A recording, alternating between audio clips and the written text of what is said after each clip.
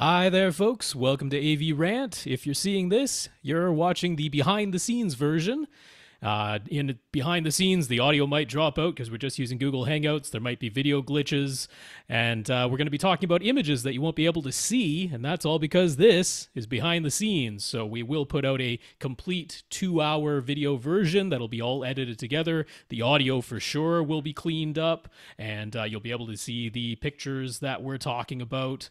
So, look for the complete 2-hour version. This is episode number 582, and that'll post as soon as I have it all edited together and ready to go. You gotta know who this guy is. He's from Australia. MB. It just says MB.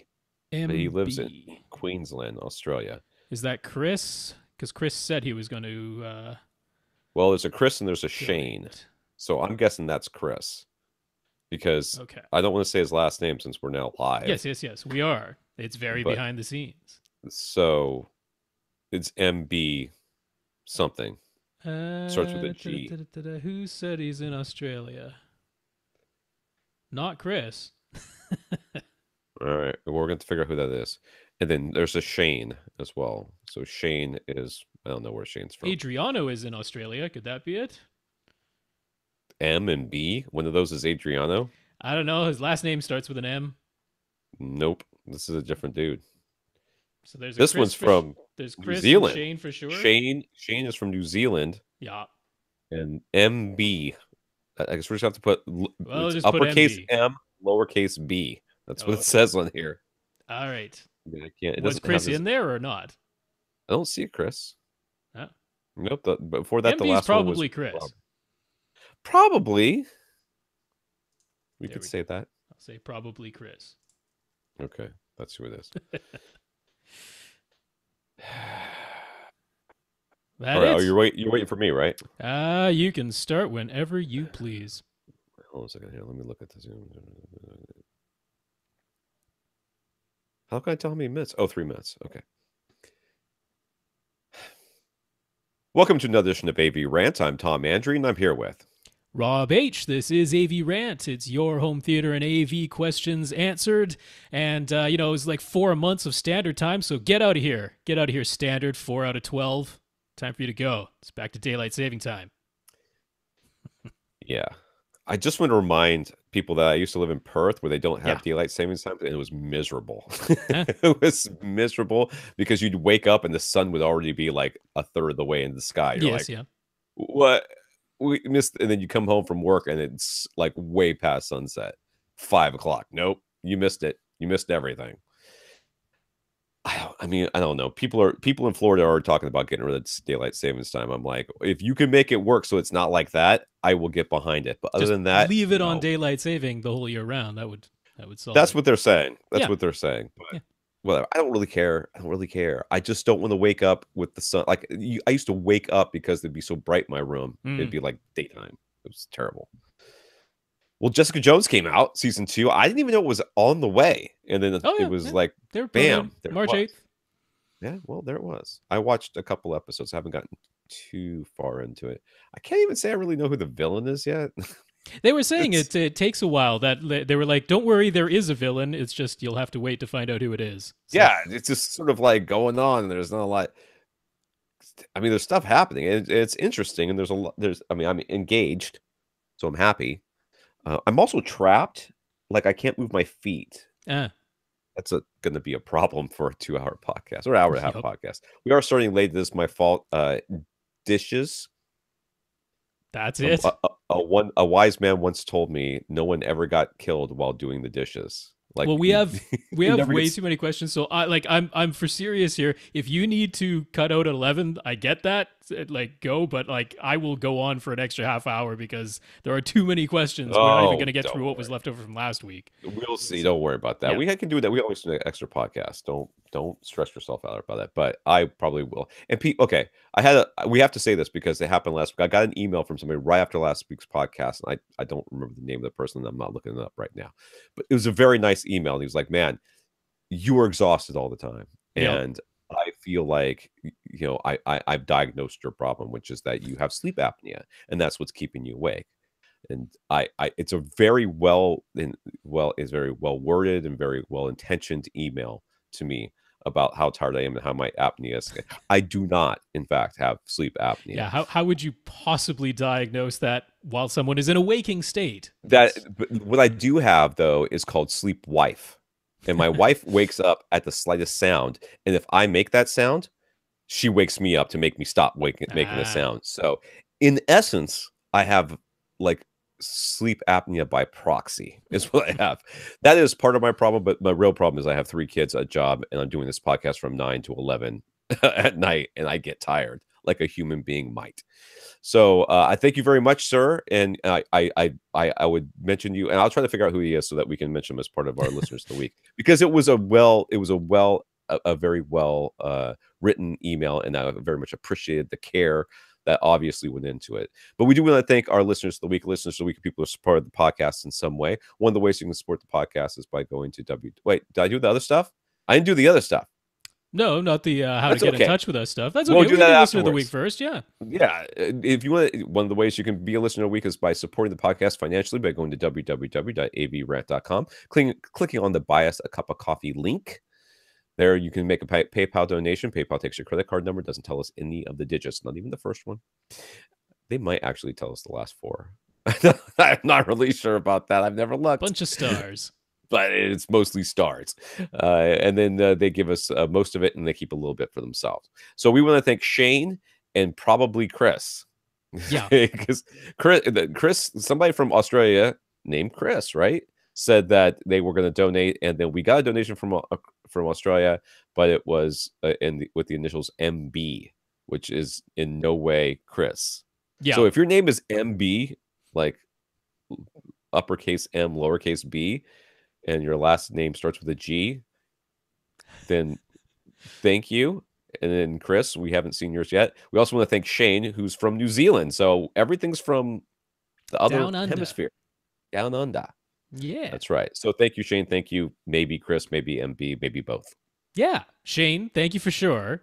MB, if you're Chris, thank you, Chris. If you're not Chris, then thanks, MB. That's how that goes. And we're taking our thanks back, Chris, if it's not you. We also want to thank our patrons that went to patreon.com/AVRant podcast. The Patreon, is that right? AVRant podcast. Yep. That's right. Okay. Where you can sign up for a monthly subscription fee, which will not fee, but a donation that goes to us, some portion of which goes to us. We have now 54 patrons, because last week we had 51 and we had 53 before that. And I saw a bunch of people donate as soon as they heard that our donation number of people had gone down. So we want to thank our 54 patrons, including Adriana, who let us know that he was in fact one of them. So thank you, Adriana, and the 53 others over at Patreon.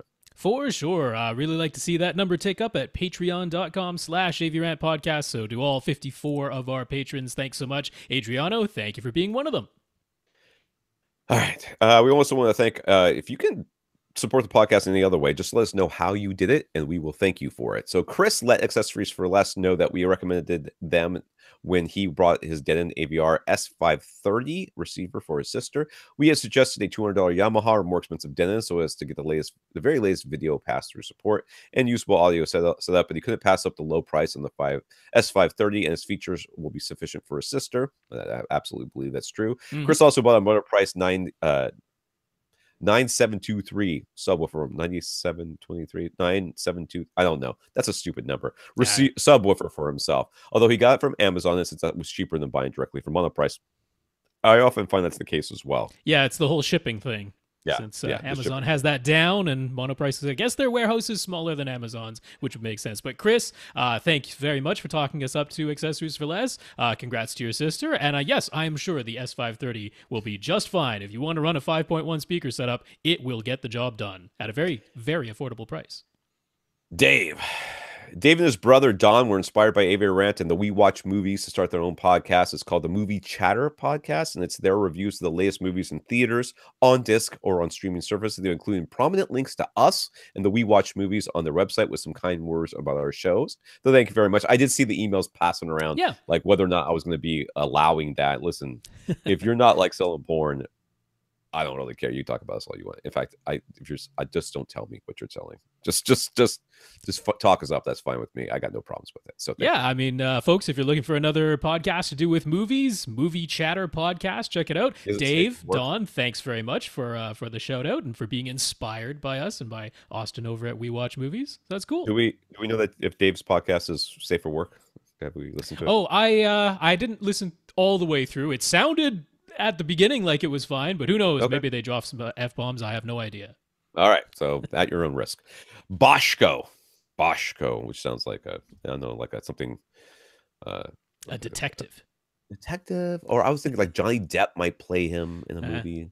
Boschko let APC and Seawall know that he bought products for them because of us. That helped spark a positive comment from Seawall to us on YouTube. So thank you, Boschko, for that.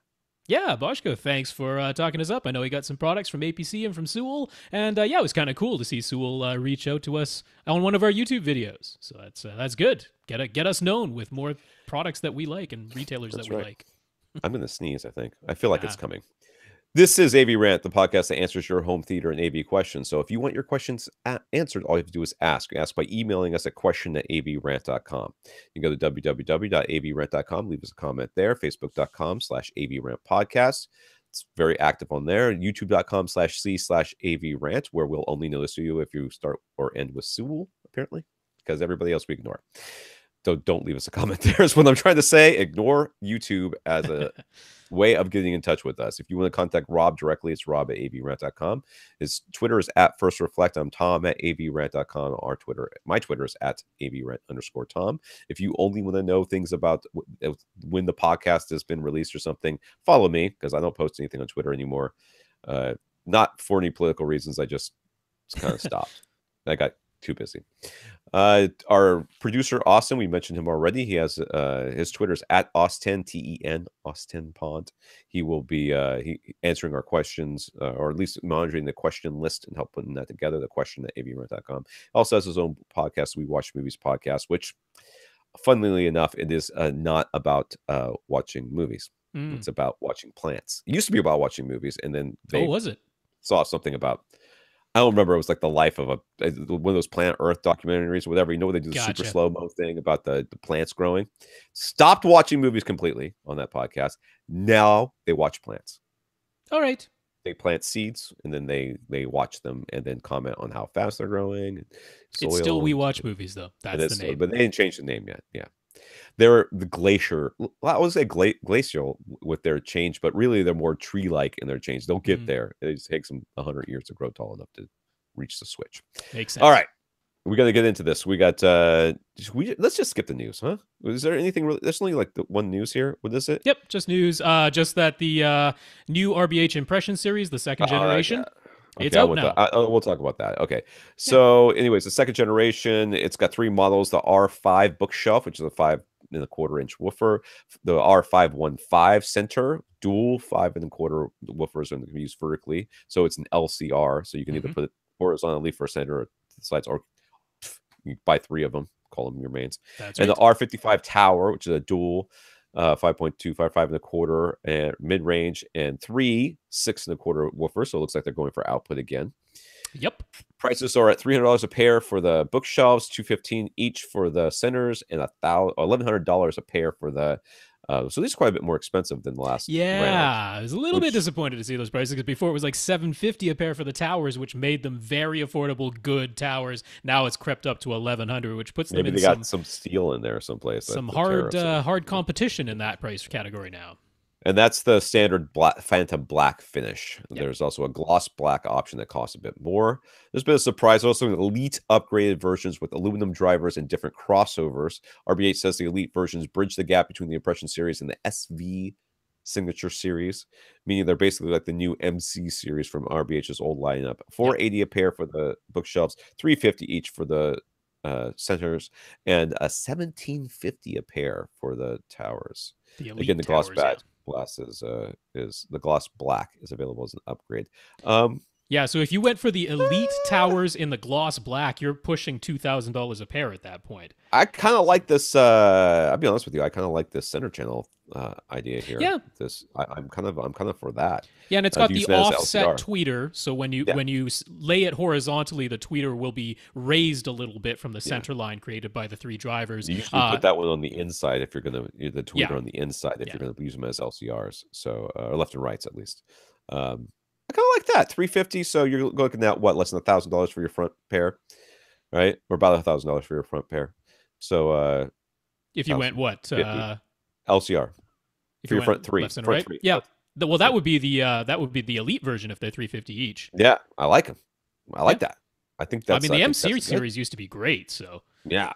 I mean, I don't really see. I mean, I always liked the towers before, but I kind of like the towers because they were like so cheap that now like a stand doesn't even make sense. Yeah, the bookshelf, and they had such output. But most people didn't need that output at that price point, anyways. So I'm kind of liking this. Okay, this center one at least. 1750 is a bit pricey though. I don't know. Well, that's for the elite versions. You don't have to do that. I understand. It's the entry level anyway. All right, let's get to the questions. And we're gonna hopefully get through the questions from last week, but we will see. Mark is the fellow with the bedroom addition on his house that was done on the cheap with the poorly installed door between the bedroom and the den. That was the one where the door closed and there was a step. That's correct. Yep. It closed on the step. Anyways, he thanks us for our discussion. Agrees that he should replace the whole wood frame. Good. We're all on the same page there. Blah, blah, blah.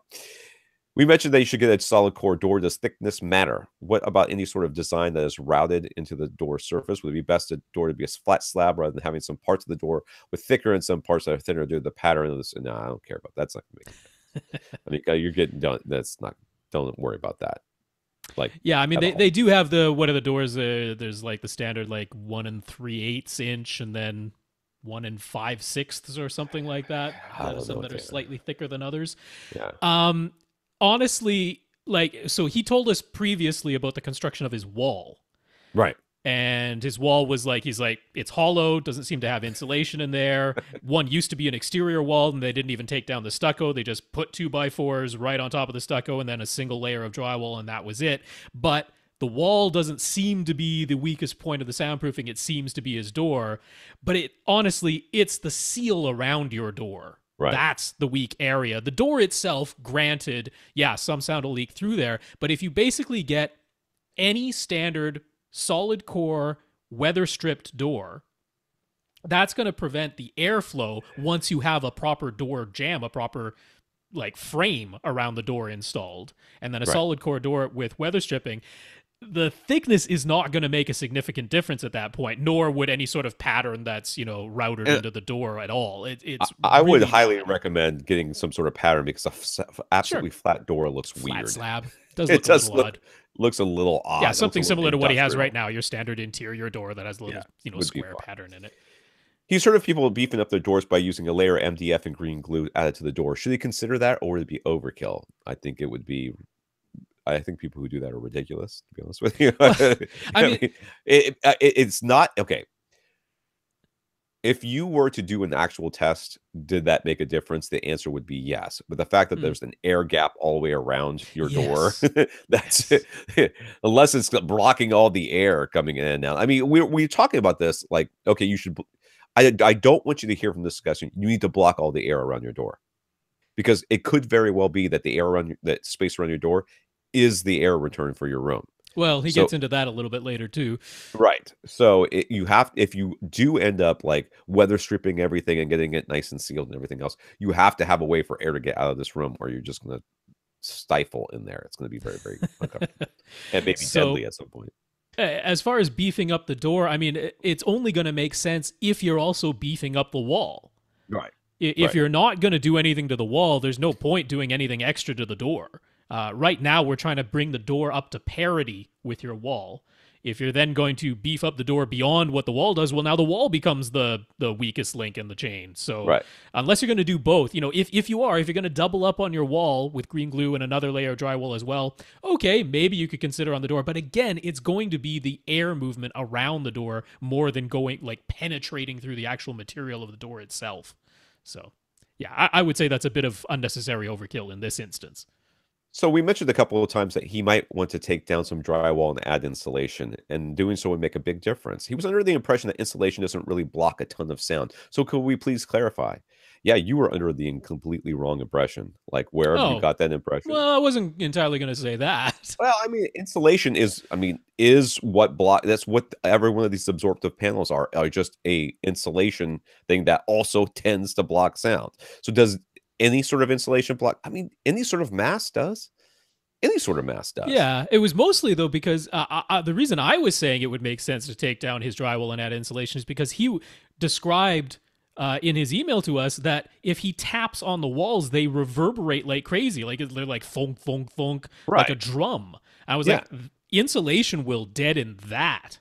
for So sure. it's not so much that sound like penetrating through it. It is only going to knock down sound penetration like 3-4 dB, but it will kill the reverberation, and the reverberation can make any sound that does penetrate the drywall. It amplifies it essentially, Sure.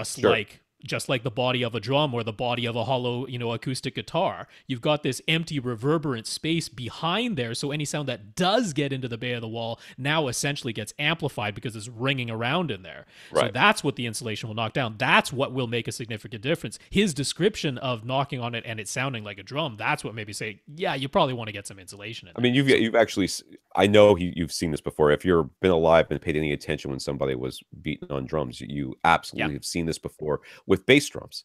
Hmm. If it's a little too ringy, they throw in a pillow Yep. inside there, and it just Yeah, like in a helps kick cut drum in a drum that kick set. drum, Yeah. the floor drum there. It helps deaden it a little bit. Yep. So this is the same sort of thing. This is the exact same sort of thing. We're just keeping any sound that gets in there is going to get its energy is going to be absorbed by the insulation that's there, and it's going to reduce that ringing.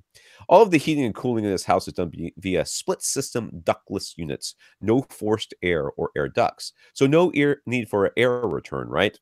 I actually don't know the answer to that question, so I'm going to say yes. No, maybe. It seems like you still need Right. So air to you come don't in. need a traditional air return that gets air back to your furnace because you don't have a Right, furnace. right. But you need ventilation. You can't You just can't seal up seal this room. yeah, you can't just seal off a room and have no way for air to circulate. Now, whatever air circulates in and out of this room is being heated and cooled by a separate Right, non-forced air ductless system. That's fine. The heating and cooling, right, you don't need an air return for that. But whatever your ventilation system is, and I have no idea what it is, because just looking at the plans, it looks like they just threw down a slab, added some walls to the exterior surface, and called it a day. Now, I think there's a window in here, so that's probably your ventilation system. Is whatever window is in there. It being a bedroom, it would require a window to be within fire code. You have to have an egress right, window to call it a bedroom. So I right. imagine the window is your ventilation system, which is fine, but could get stuffy in there. Could Yeah, get darn yeah. stuffy in there. So, I mean, then it goes right back to what I was saying. You can't just weather strip your entire door and say, "Woohoo! I blocked all the sound." Yeah, you've also blocked all the air that was, because I mean, even if Although the way it was now, I don't see, I mean, I guess there's some gap around the door, but like they had this step down and the door lowered so that it's basically, going up against the step that yeah, leads but there into could the have been a den. gap. That I mean, given the construction we were seeing, I bet Yeah. there's an inch gap down Well, there I really anyways. don't think they even thought about air circulation in that Yeah, this was a slapdash job that was done. right. So, I mean, it's just something. My air return, my air is underneath my door. Sure. And yes, when they're cranking it in here and we're 15 feet away in the open room on the other side, you can hear the bass and sometimes Yeah. some of the treble and stuff like that. Is it distracting? Not really. It can be, but if you're trying to have a quiet conversation, yes, it'll be too much. But if you're two or three people talking in a room, you're not even going to really notice it all that much. You'll notice it when the subwoofers hit, and that's about it. But if you So do want to seal up this door that goes between your bedroom and den, which is essentially the only entrance from this right. bedroom into the house, if you do want to do that, you could, because this master bedroom has exposure to the exterior. So if ventilation wasn't built properly when this was constructed, it wouldn't be the worst thing to have somebody come in, an HVAC specialist. You can Right. say, I don't have to worry about the heating and the air conditioning part of it, but I do need to worry about the ventilation part of it. And if they say, well, you do need some additional ventilation in this room if you're going to completely seal that door, you have options since you have Right. exterior access. You could vent out through the attic space and have an air inlet that comes into the closet and put a louvered door on the closet, and there's your ventilation. Like, Right. it could be something like that. So it's not as though you're out of options. It's just, it should be within your mind that you got to ventilate air in here somehow. The air must circulate somehow. Right. Right. Daniel has a pair of KEF LS50 speakers for his 2.1 setup. He was trying to incorporate a mini DSP 2x4, but he somehow blew the tweeters. The speakers are out of warranty, so he's looking into repair costs. But he also has this also has him considering trying a new pair of speakers. But if he gets something new, he'd want them to sound noticeably different than his KEFs. He's already auditioned SVS and Aperion in the past, and while he thought they sounded good, he ultimately liked the KEF speakers a little bit better. So should he try the Ascend CR2s? He didn't try them before, only because of shipping costs. Well, I mean, it's a completely different tweeter, right? Yes. I mean, it's a completely different thing. It's... I don't want you... the answer to your question is yes, you should try them. But before you do, I think you should do other stuff that is free first. No. Although, I mean, the shipping cost isn't tremendous because at least they are the bookshelf speakers. Right. So you're not going to be out, hundreds of dollars in shipping or something. You'll be out, dozens of dollars in shipping. Yeah. I mean, if it were me, I would go to local high-end shops. Sure. The places where you $50,000 speakers, and I would listen to $50,000 speakers, get an idea of what sounds significantly different so that you have an idea in your mind of what you're listening for as far as not so much which you're listening for, but what options might be out there. Yeah. And well, like I was thinking those brand new Revel Performa Beryllium speakers. Yeah. Like they just came out, and they might, I don't actually know the price on them yet, but they might be around there because these are $1,500 a pair of speakers. They're not inexpensive, and the LS50s are really good speakers. Right. The Sierra 2s from Ascend, they frequently get compared with the LS50s because they're right in the same price range and they're sort of similar sizes. And honestly, out of all the people who've I've conversed with about that exact comparison, it's been about 50-50. About half of the people have preferred the KEFs, about half of the people have preferred the Ascends. And it's funny because, like one fellow, as soon as he already had the KEFs, as soon as he got the Sierra 2s, he was like, these are the ones for me. I prefer these clearly. And another fellow who's put up videos on YouTube, he's like, it took me a while, but ultimately I decided on the KEFs, and I'm like, and I don't have a beef either way. It completely makes sense. Different rooms, different setups, different distances. I was going to say, the room can make that. And that's just where it really comes down to is in your room, it could very well be that one speaker is the superior speaker to the other. Yeah. Whereas in anechoic conditions, they might not be that different. But because of how they interact with your room, it could make a significant difference one or the other. And we cannot predict that. Yeah. So I would definitely go listen to other speakers in stores first, see if they'll let you take some home, to give them a deposit or whatever. Yeah, you could try like the Golden Ears. You could try if they have Focal, that'd be a great option. Yeah, I mean like literally anything. Yeah. Anything expensive in the same sort of price range, I would say, would be something to do.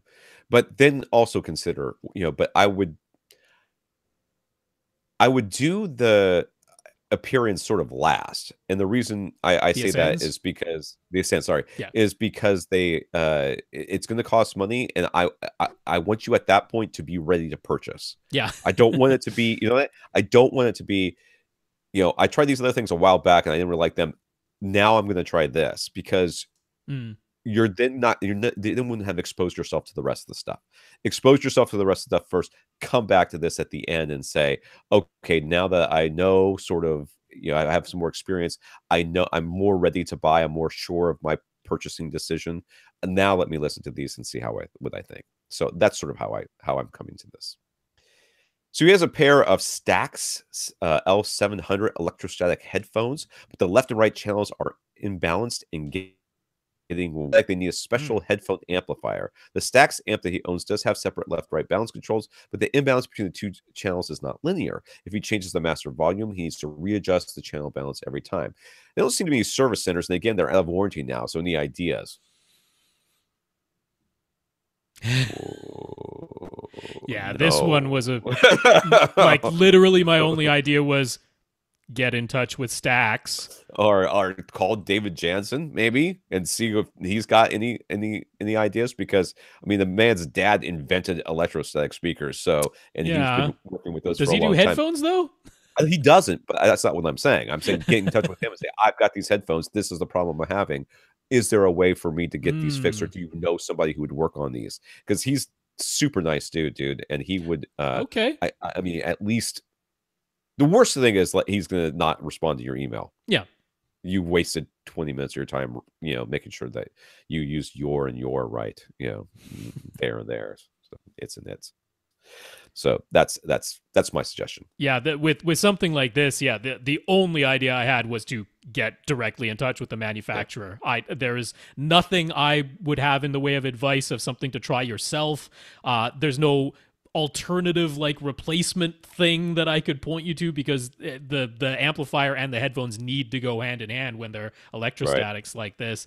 So I got nothing. Amp, right? I mean, it can't be the amp. It's got to be something in the speakers, I would think. I mean, the headphones, I would think, but they're almost inseparable. So yeah, it's very tough to tell. It's very tough to tell. Alvin has noticed that when the TV show or movie first start playing, the front display of his AV receiver will flash some sort of message about a volume level offset with a -3 dB or -7 dB or some other number attached to it. What is that about? I wish you told us which receiver he had, because I'm trying to think if that's ever happened. Well, to me. it's pretty much any Dolby Digital or Dolby True HD decoding receiver, which is more or less all of them if they're surround sound. Yeah, what you're talking about there, Alvin, is the dialogue normalization. Which is a Dolby thing. In essence, it was their attempt to... So the reason they call it dialogue normalization is their hope was when HDTV came out, the idea was that everything was going to be broadcast in Dolby Digital, including the commercials. And the idea was that the dialogue was supposed to be normalized, meaning that people's voices were supposed to remain at a pretty consistent volume at all times, whether it was the TV show or the commercial or whatever. That's what dialogue normalization aimed to do.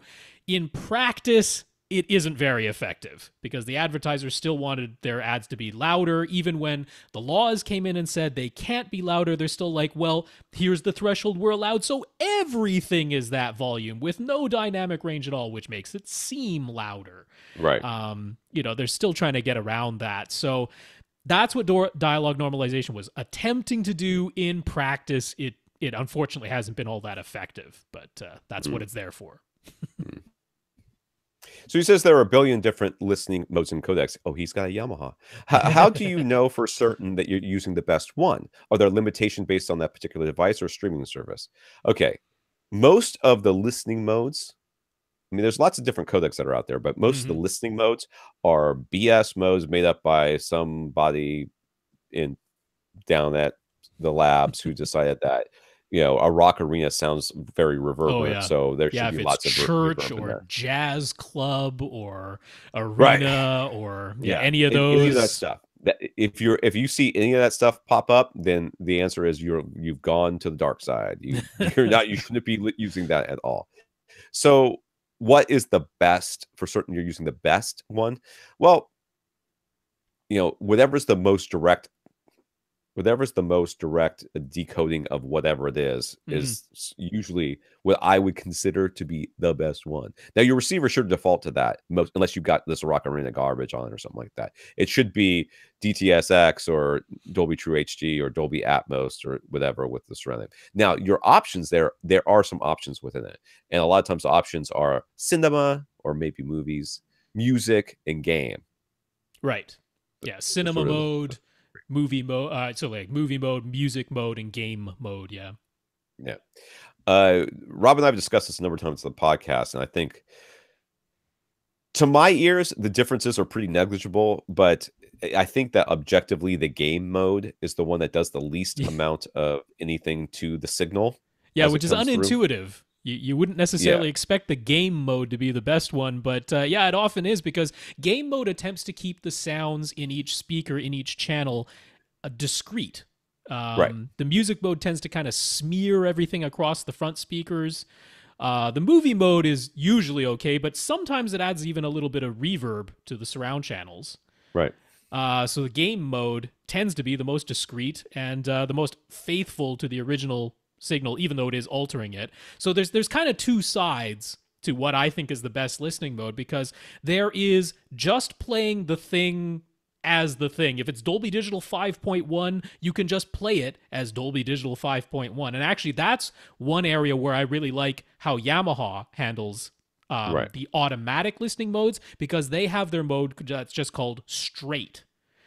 And straight says, if you feed me 2-channel PCM, I will play back in stereo, and you will only hear sounds out of your front, left, and right speakers and your subwoofer.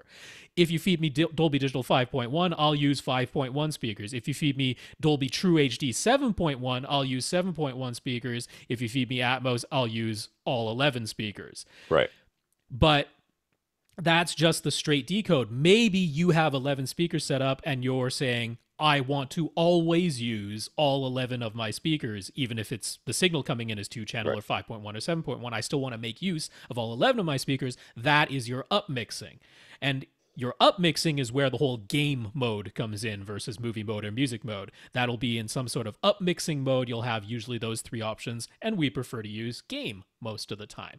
Now, of course, if you're using the Dolby Surround upmixer or the DTS-X upmixer, similar thing there. That's getting you all the way up to all 11 of your speakers. And if there is the option for movie, music, and game, try game. That's probably going to be the one we like best. So that's upmixing versus just playing it back straight. But other than those two things, I wouldn't use any of the other nonsense. I know, it's all garbage.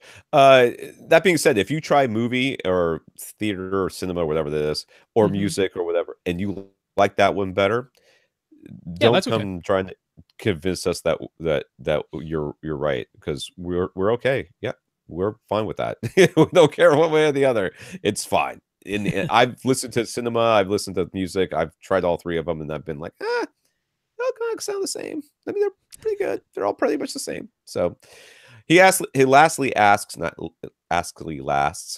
is Dolby Pro Logic 2Z considered a 5.1.2 setup since it can add front heights? Is there a difference between that and Atmos? And the answer is yes, it is not the same thing.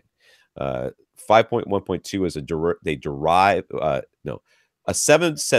7-channel setup with front heights from Dolby Pro Logic 2Z is deriving the heights from the information in the front, left, and right channels. Whereas a 5.1.2 Atmos setup, the metadata within is dictating what is in. There is actually something programmed to be put up there, not necessarily in those exact channels, but they're going to try to define those objects that are in that 3-dimensional space. So I would not say that they are the same thing. And I would not even call it that. I would call it 5.1 with front heights. With front heights or something like that. Yeah, it's a bit tricky because we are using this new nomenclature now, these 3 figures separated by 2 dots. And sometimes we're using that to describe the signal, and sometimes we're using it to describe the speaker configuration that you have. So you might see some people using it as a shorthand, but really they shouldn't. You should really only see the 3 numbers separated by 2 dots when it is an immersive audio system, Atmos, DTS-X. And honestly, even Oro 3D doesn't use that nomenclature. So it's Atmos or DTS-X. That's where you'll have something like 5.1.2 or 7.1.4. That's where you're going to see that is Atmos or DTS-X. Dolby Pro Logic 2Z is not the same thing. It is an upmixer, but it's matrixing the sound. There's no object-based audio. There is no height layer. It's just matrixing that sound. It's making its best guess. And so, yeah, I would call that a 5.1 setup plus front heights. I would not call it 5.1.2, just to keep the 2 things separate. If you say it's 5.1.2, I'm going to assume you have actual Atmos. Yeah. Though the difference between 5.1.2 and 5.1 with front heights is the receiver, not the speakers. So Right, once it's the you got the ability to receiver, decode it. Yeah. yeah, Once you upgrade the you would be fine. receiver, you could use the exact same speaker configuration, but now that it actually has Atmos, now you can call it 5.1.2. Yeah, sure. I mean, you could call it Shirley or whatever. I don't care what you call it, but if you want to be accurate, that's accurate. It'll confuse things. Michael it's funny that we're saying you could confuse things by using the nomenclature that is itself already confusing. Yes. But let's go on. Michael's helping a friend set up her new living room. The house is not that large overall, but it's open concept. She has no interest in pressurizing the whole house, but she does want a subwoofer. She's given him a $1,200 budget to put together a 5.1 speaker system, and that needs to cover the speakers, sub, and receiver. TVs are already mounted, and wires, cables, and accessories are separate. Wait, so, okay, the TV is where the photos show in the picture of the house here, and she has her seats about 8 feet from the TV, so what we recommend. All right, wood floors, big open space that includes the sitting room, the kitchen, the dining room, the whole 9 yards. Yep. I am still looking for the TV. Where's the TV in this setup? Well, it's not in this because these were the images from like the realtor thing. It's the image of a horse there. She has mounted the TV there and is sitting about 8 feet away. So instead of a dining room right next to the kitchen, that's sort of become her TV area. Okay, then behind that would be like a bar, a bar thing, and then behind that, on the other side of the bar thing, would be the kitchen. That's right, essentially. So 8 feet away from that. What does she want? 5.1 setup, and so we basically need to get an AV receiver, 5 speakers, and a subwoofer for $1,200. So I'm really hoping, because I already responded to this via email. I'm really hoping he already got the subwoofer, because the SVS SB12 NSD. Because I'm guessing she doesn't want a gigantic ported sub. One would think. That's just a guess, but I think it's a pretty safe bet. $400 for the SVS SB12 NSD, which you could still do about a week and a couple days ago, but not anymore. So I'm really hoping he jumped on that, because for $400 down the drain. Yeah, but I mean, look at the size of this space. You want a sub that isn't going to bottom out, and for $400 you can't do better than that. Now the price has gone up to $500, and that would hurt even more of the budget. So I'm really hoping he jumped on that. If so you have wires and everything, right? Accessories and all that. That's all separate. He doesn't need wires and all that. This is just the speakers, sub, and AV receiver. Oh, so just for the speakers. All right. Okay, go. Yeah, I'm sorry to interrupt. The system I put together for this budget over at Accessories for Less, I said get that Yamaha RXV 383, $200. Yeah, 5.1 receiver. You're just gonna say the Focal Birds, aren't you? Is all you're gonna I say? am. Well, I'm gonna say the Focal Super Birds, because right now you can get the Super Birds for $300 for a pair, because normally they're $300 each at Accessories for Less, but it's buy one get one free right now for the Super Birds. So get a pair of those, because I think a wall mount in here makes perfect sense. You wall mount a pair of Super Birds to the left and the right of the TV, and that's going to be terrific. Now for the center, it's a little bit weird, because would you really get another pair of Super Birds at $300 and do that? I was like, no, let's spend $150 and just get a Focal Bird. And that can be wall mounted right below the TV or above the TV, or if she's got a TV stand holding equipment below the TV, it'll just sit on there really nicely. And a Focal Bird would make an excellent center speaker. Then a pair of Little Birds for the surrounds makes perfect sense. So on stands, you mean? Or on stands, or you could wall mount them in here, whatever you need to do. You could even ceiling mount them. Sure. So Super Bird left and rights, Bird center, Little Bird surrounds, an SVS SP12 NSD that I really hope you already picked up for $400, and a Yamaha RXV 383 brought the total price to $1,250. So if you really, really needed to hit $1,200 only and you couldn't spend the extra $50, you could take the Bird center and downgrade that to a Little Bird as your center, and voila, you've hit $1,200 exactly. Why not skip the Little Bird completely, or the center channel? Why not skip it? And just have a Phantom? Just have a Phantom.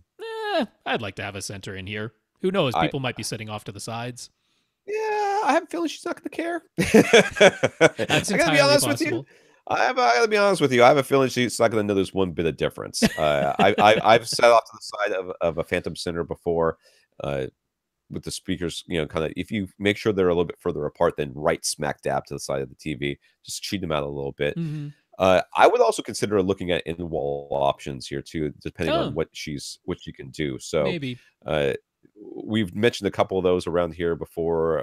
There's it was Aperion has some. I'm not sure what the prices are Aperion on has those some. though. Yeah, they go for about $300 a pair, so they're right in that same price They're that range. same. I would consider taking a look at that because you might be able to stretch that budget. If you say, Yeah, I'm gonna put them in the Aperion in wall, walls, and they're sure. gonna be pretty, and you'll be able to not even be able to see them, then she might be Yeah. like, oh yeah, okay, that'd be good. Then you could get 2 pairs. You get your fronts and then your sides, and then you're done, kind of thing.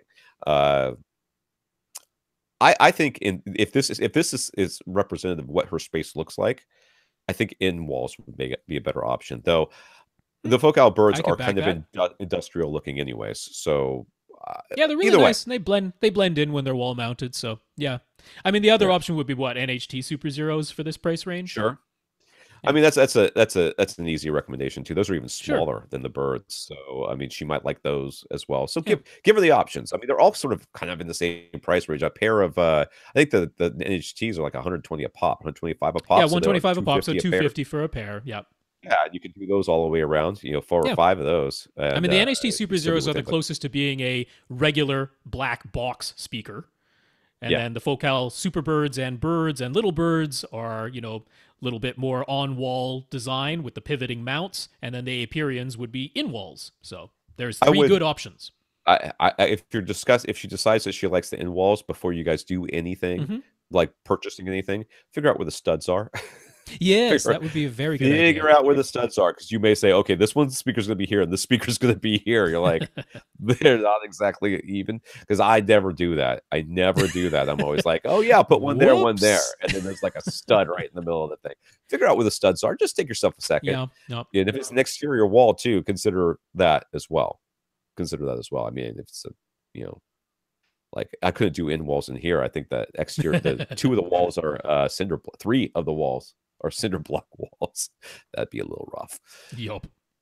Mike, this comes from Facebook. Mike has an Eclipse RW12 subwoofer, 12-inch, ported 340 watts. It claims a negative 3 dB down to 21 hertz.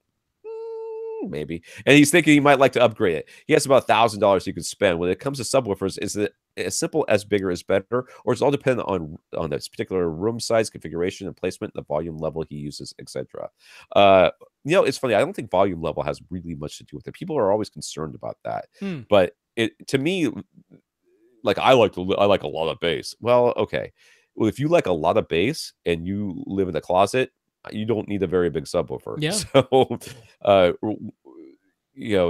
it doesn't make any difference, how much bass you like, or how loud you like to listen to it for the size of your subwoofer. It's really your room, because once you get the subwoofer that's appropriate for your room size, then it will play as loud or soft as you want it to play, usually, within reason, I suppose. So we've talked about this a number of times. In fact, in the last couple of podcasts, I think we've said it at least on both podcasts. You can have loud, or is it low, cheap, or small. Pick 2. Yeah. So you can't have low and small and also have it cheap. Yeah. You can't have it cheap and low and have it small. It's going to be expensive. So it is technically, I guess, at the same price point, bigger is better, or at least bigger is lower. Yeah, bigger's more efficient, I guess you could say. Yeah. Yeah. It's just physics, trying to get a lot of output and a lot of sound, a lot of low bass out of a very small box requires a huge amplifier and some really good design and a lot of bracing. All of that costs money. So it makes it expensive, which is why if you want something really small that plays really loud and is really impressive, you go to JL Audio and you drop them $10,000, because that's what it's going to cost. Yeah. Whereas if you've got the floor space and you don't, and your budget's a little tighter, you go to Power Sound Audio and you put a refrigerator-sized box in your corner, and it blows the doors off the place. Yep.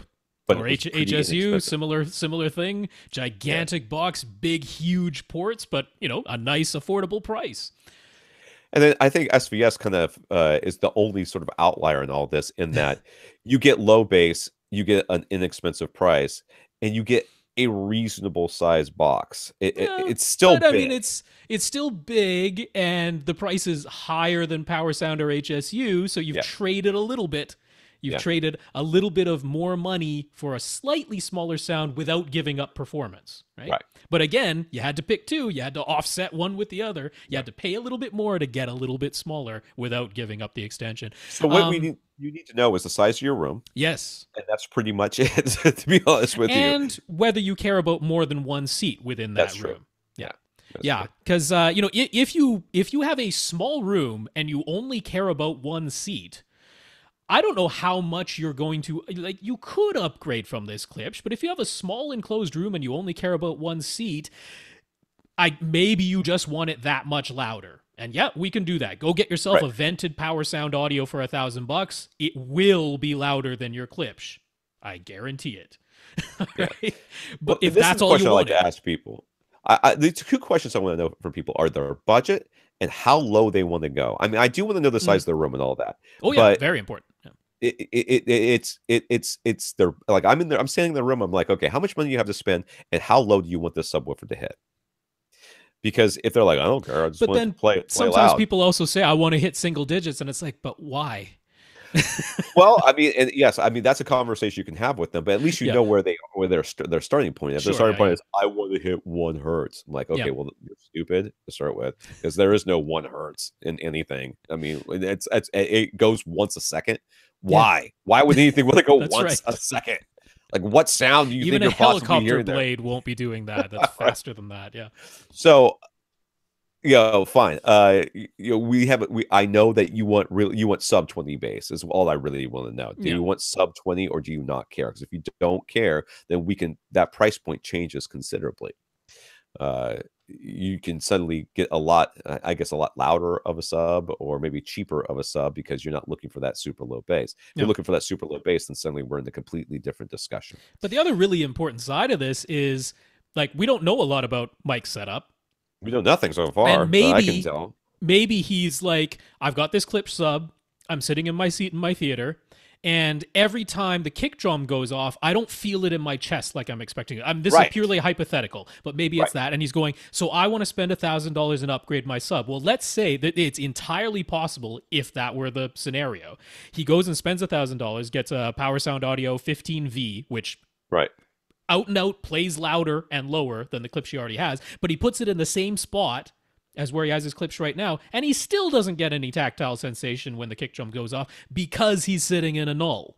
That might be the case. So it's really important to know about your room, how many seats you care about, where you're able to position the sub, because the sub and the room are inseparable.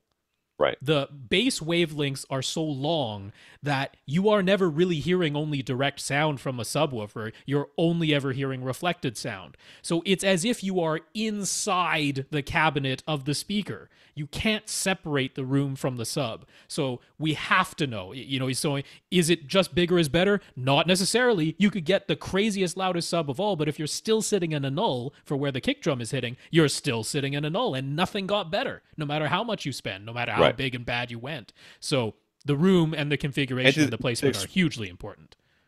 To explain that to those that don't remember what a null is, basically, as the sound waves are bouncing around the room, as where you're sitting, the bass wave coming off of one wall is hitting in exactly the opposite, part of the wave. It doesn't actually, the compression part of the wave doesn't actually go up and down, but whatever. So you can think about the up is hitting your ear at the exact same time off of a one wall. On a separate wall, the down part of the wave is hitting your ear, which means they're basically canceling each other out. That's right.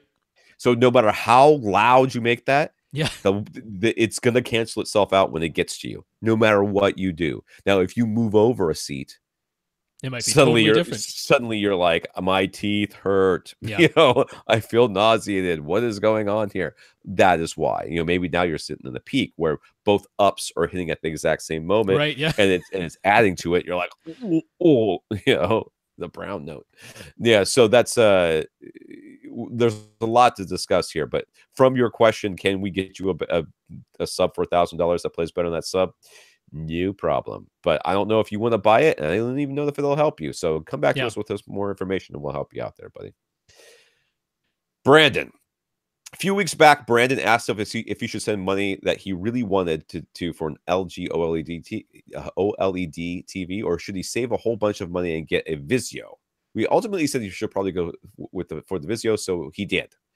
The picture looked great, but unfortunately, his user did suffer from. I'm sorry, his unit did suffer from some infrequent but still annoying horizontal white lines occasionally flashing across the screen.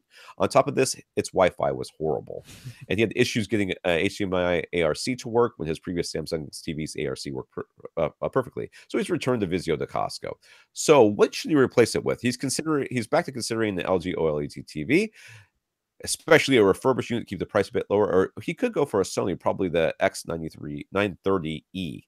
Can the Sony send Atmos from streaming services via ARC? Not right now. I think I'm be honest with you, dude. At this point, I just want you to get the OLED. I'll be honest with you. At this point, I'm just like, there's no way. I mean, if it were me, I'd get another Vizio. Right. I would just be like, everybody gets a bum unit every once in a while. It's no big deal. I'll get the next one. I'll be fine. And if I had to get 3 bum units in a row, you know what I'm going to do? I'm getting the 4th one. I would. I'm just too cheap. Well, especially from Costco, where they're crazy good about that type of exchange. Yeah. But I understand where you're coming from. Yes, and absolutely. At this point, I'd be like, just get the OLED. I think you're going to be happy in the long run. I think at the end, you're going to have less buyer's remorse. So let's just go with the OLED TV and just call it a day. That's what I say. To answer the Atmos over ARC, I mean, particularly from Netflix, where they maintain their list of which devices support Atmos output. The only TVs that do it right now are the 2017 and the brand new 2018 LG OLED TVs. So as far as that goes, the Sonys aren't doing it. So we'll be using this TV quite a bit every day. So he's still a bit hesitant about getting an OLED TV, I guess, because of burn-in? Is that what he's worried about the burn-in. But he still like all the bells and whistles, Dolby Vision, Atmos, etc. What's the way to go here? Change the channel occasionally so that you don't have the same thing in the same point. And we'll get into this a bit more, but also if you're really worried about burn-in, which unfortunately that whole... largely Samsung is behind that because they don't make OLEDs, and they're like, let's just like LCD managed to kill plasma with all the worries of it. They're like, let's trot that thing out again. But if you keep the OLED light setting, which is the equivalent of like backlight for LCD TVs, right. In the LG OLED, there's a setting called OLED light. If you keep that set at 30 or lower, it's nigh impossible to burn in the TV. That basically caps the brightness of an all-white screen at 150 nits, and it just doesn't happen. So if you're willing to cap the brightness. Yeah. Or just change the channel. That helps too. Don't watch CNN all day long. That's right. He's read about a couple of nitpicky issues with LG's 2017 OLEDs, including occasional color banding and some motion artifacts, particularly when upscaled sources. Has Rob noticed these issues? Mm-hmm. And if he's planning on watching the TV during the day, will the brighter Sony be a better choice regardless? I don't know, Rob. Have you noticed any issues? So there's some interesting things here because these are some of the settings that you can do in the LG OLEDs to help with these issues, and they're not super intuitive. So normally I'm against any type of processing. Normally I don't want dynamic contrast. I don't want edge enhancement. I don't want motion compensation. I certainly don't want, soap opera effect stuff in there. Sure. But there's some settings that help out here. So first of all, on the whole color banding side of things, now a lot of people are judging that based off of streaming services, and it's kind of just inherent to the content, which it's not the TV's fault. Right? If the color banding is in the content, what is the TV supposed to do about that? It's actually showing it accurately instead of masking it like some TVs do. So if you're watching an actual Blu-ray or Ultra HD Blu-ray, I've never seen any banding in that. I have spotted occasional banding off of Netflix, but that's Netflix's problem. I was going to say that happens to me all the time on Netflix. Whenever there's like any sort of, there's always like a bloom that comes when the initial the like the Columbia, the like black, the Columbia. Yeah, the black screen, and then the words come up, and there's like this color band. Well, especially when it's at the very beginning of the movie and it hasn't like fully buffered up to the highest bit rate yet. But honestly, if you turn on the dynamic contrast setting to low, it's darned effective. And normally I wouldn't do that, but For HDR10, you absolutely want to set dynamic contrast to low because that's actually the setting that activates their active HDR, which analyzes the HDR10 signal and tone maps it frame by frame instead of just setting it once via the metadata. So you totally want to do it for HDR10. For Dolby Vision, you do not want to do it because that already has dynamic metadata built into it. So do not have dynamic contrast turned on for Dolby Vision content, but for HDR10, and I will say even for SDR, particularly since he said he wants to watch during the day, it helps to boost the deep shadow details a little bit, and it does a darn good job of smoothing out the color banding. So I'm in favor of dynamic contrast on low for everything other than Dolby Vision. Now for the motion artifacts, normally LG's is called True Motion. Normally I would turn that off. However, if you set it to user, it gives you two sliders, de-judder and de-blur. If you set both of those sliders to 0, you get no soap opera effect, but it turns on the 120 hertz mode. Oh, so you get the black screens between. It doesn't actually do the black frame insertion on the 2017s. It does on the 2018s, but not on the 2017. You don't get the black frame insertion, but what you get is 5 identical frames. So you get 120 hertz. 5 identical frames, no soap opera effect, but it really gets rid of any motion artifacts. So do turn on True Motion, but just set both of the sliders to 0. Go to the user mode, set it to 0. The last one is the edge enhancement, which I don't know what the heck they did, but you can confirm this for yourself with edge enhancement test patterns. On is the correct setting. On turns edge enhancement off. Off turns edge enhancement on. They literally just flip the names. And a clue to this is the new Technicolor Expert mode, which pretty much gets all the settings like bang on. Yeah. It had edge enhancement turned on, and that made me double check it. I'm like, it's actually right. On is actually off. Off is actually on. I have no idea why that happened. Crazy. So some very unintuitive settings, but it clears up most of these things. Now, is the X930E just a better choice in the sunlight than an OLED? In some regards, yes. If you've set things correctly, then no. Right. There's no difference. There's no difference in the brightness.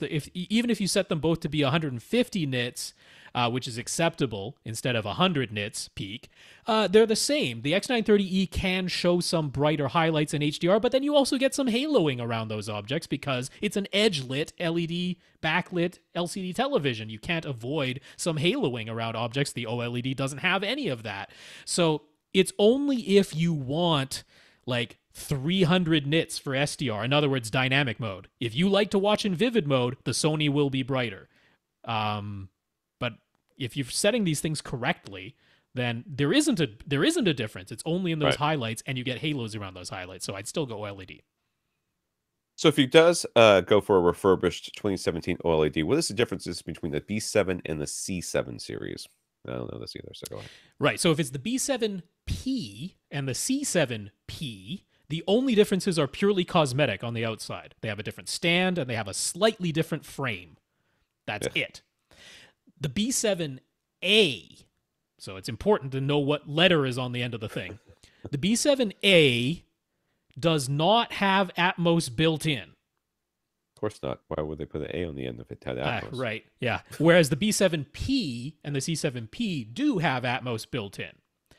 Right. So if you wanted to take a Blu-ray player, an Ultra HD Blu-ray player, plug it in with HDMI, and have the Atmos listening mode come out of the TV's built-in speakers, then you want one of the ones that ends in a P, because those actually have Atmos built in. However, if your concern is, I have a full surround sound system with an AV receiver, right, and I want to use the built-in Netflix app so that I can have Dolby Vision and Dolby Atmos, so I'm using HDMI audio return channel to send the Netflix audio out of the TV into my full AV receiver, the B7A can still do that. So it can send Atmos from its built-in apps out of the audio return channel. It can still do that. It just can't play Atmos from its built-in speakers. That's what the B7A gave up. So I'm pretty darn sure he has a full AV receiver and all that. In other words, no worries. Go ahead and get the B7A. That would be totally fine. So what about LG's automatic brightness limiter? It's ABL. Is it noticeable in action? Does it make sense? Scenes that are mostly white appear too dim.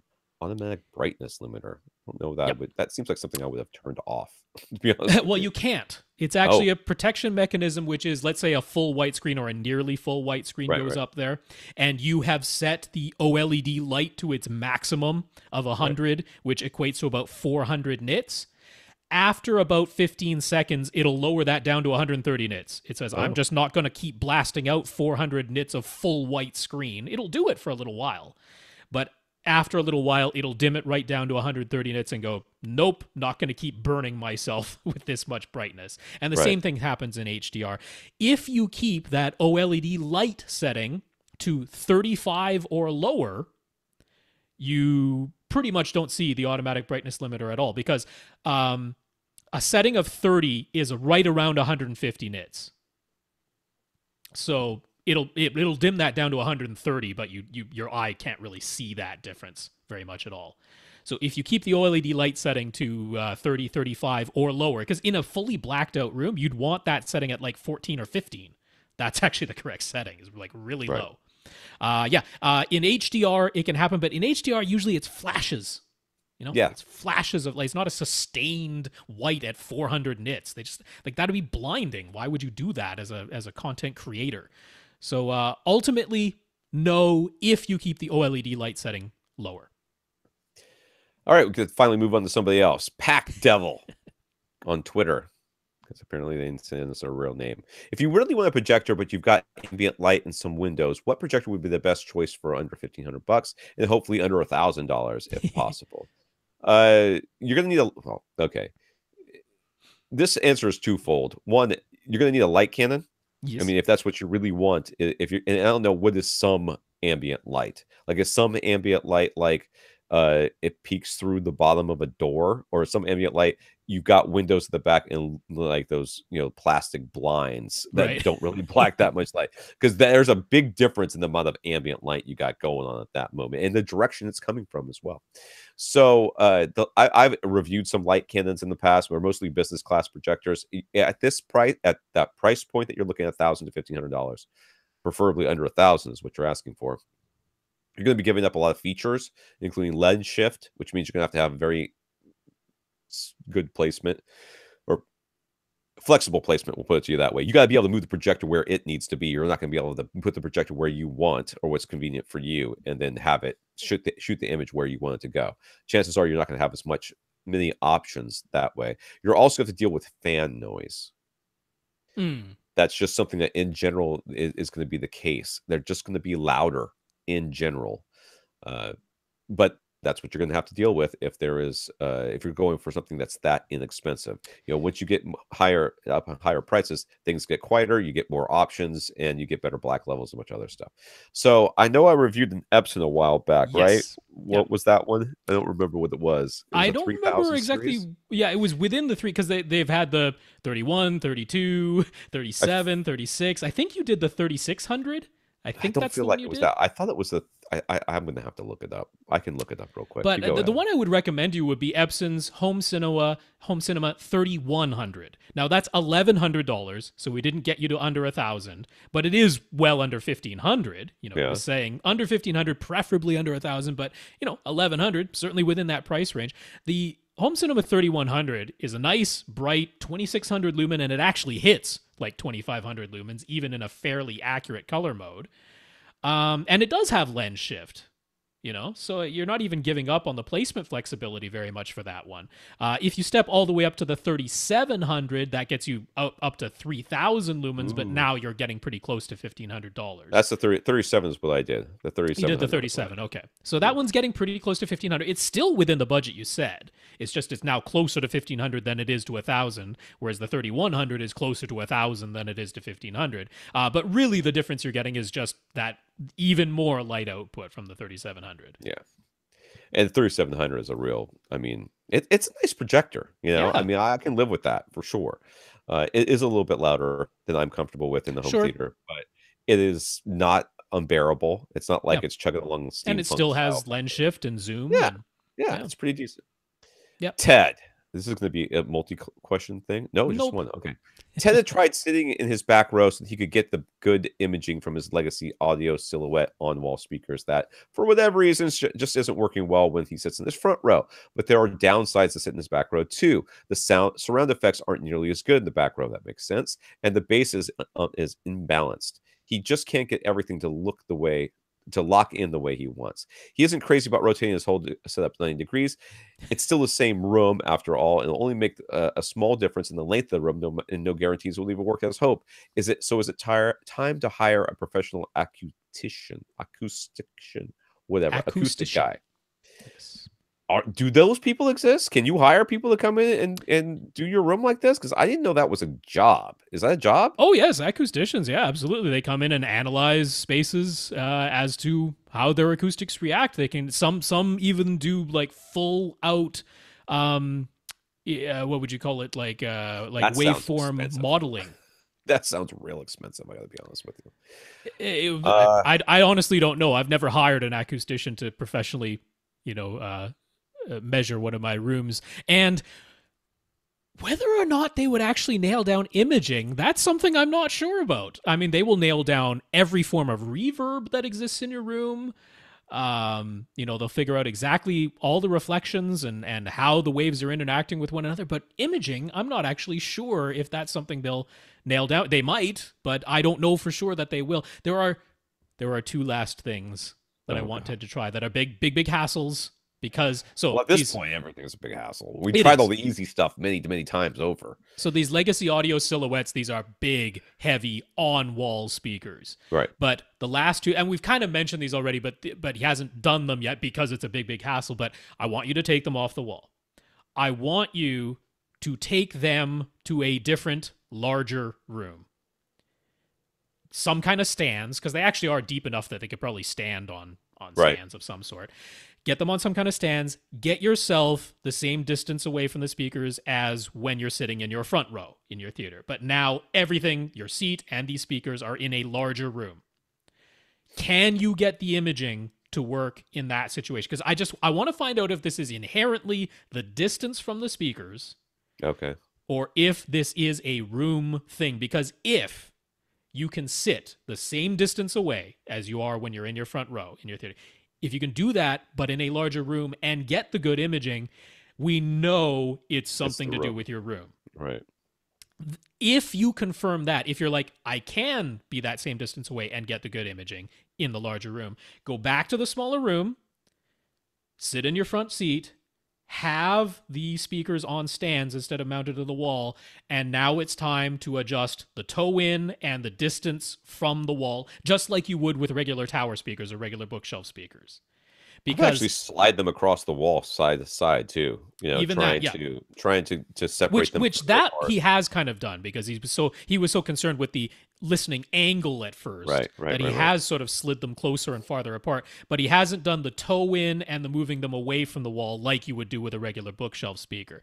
Because if you can confirm that the distance isn't the problem but the room is, now this second test of toe in and moving them away from the wall will confirm if it's a front wall problem. So because we have to figure out why this is happening. Right? What can you do about it if we don't know why? So those will now tell you why it's happening. Now, if you go to a larger room and sit the same distance away and you can never get the good imaging, it's just the distance from the speaker problem, in which case rotating the room 90 degrees to get you some more distance might be the solution. But we have to know that that's the why before we do anything like that. All right. And then, yes, let's definitely tag in a professional acoustician. Yeah, because I'm out of ideas at that point. We're done. I truly am. We tap out. Yeah. Just send in somebody else, because we've tried. I mean, honestly, Ted, you got to admit, we've racked our brains over everything that we can think of, and it's not working. So yes, let's get somebody else involved in this process.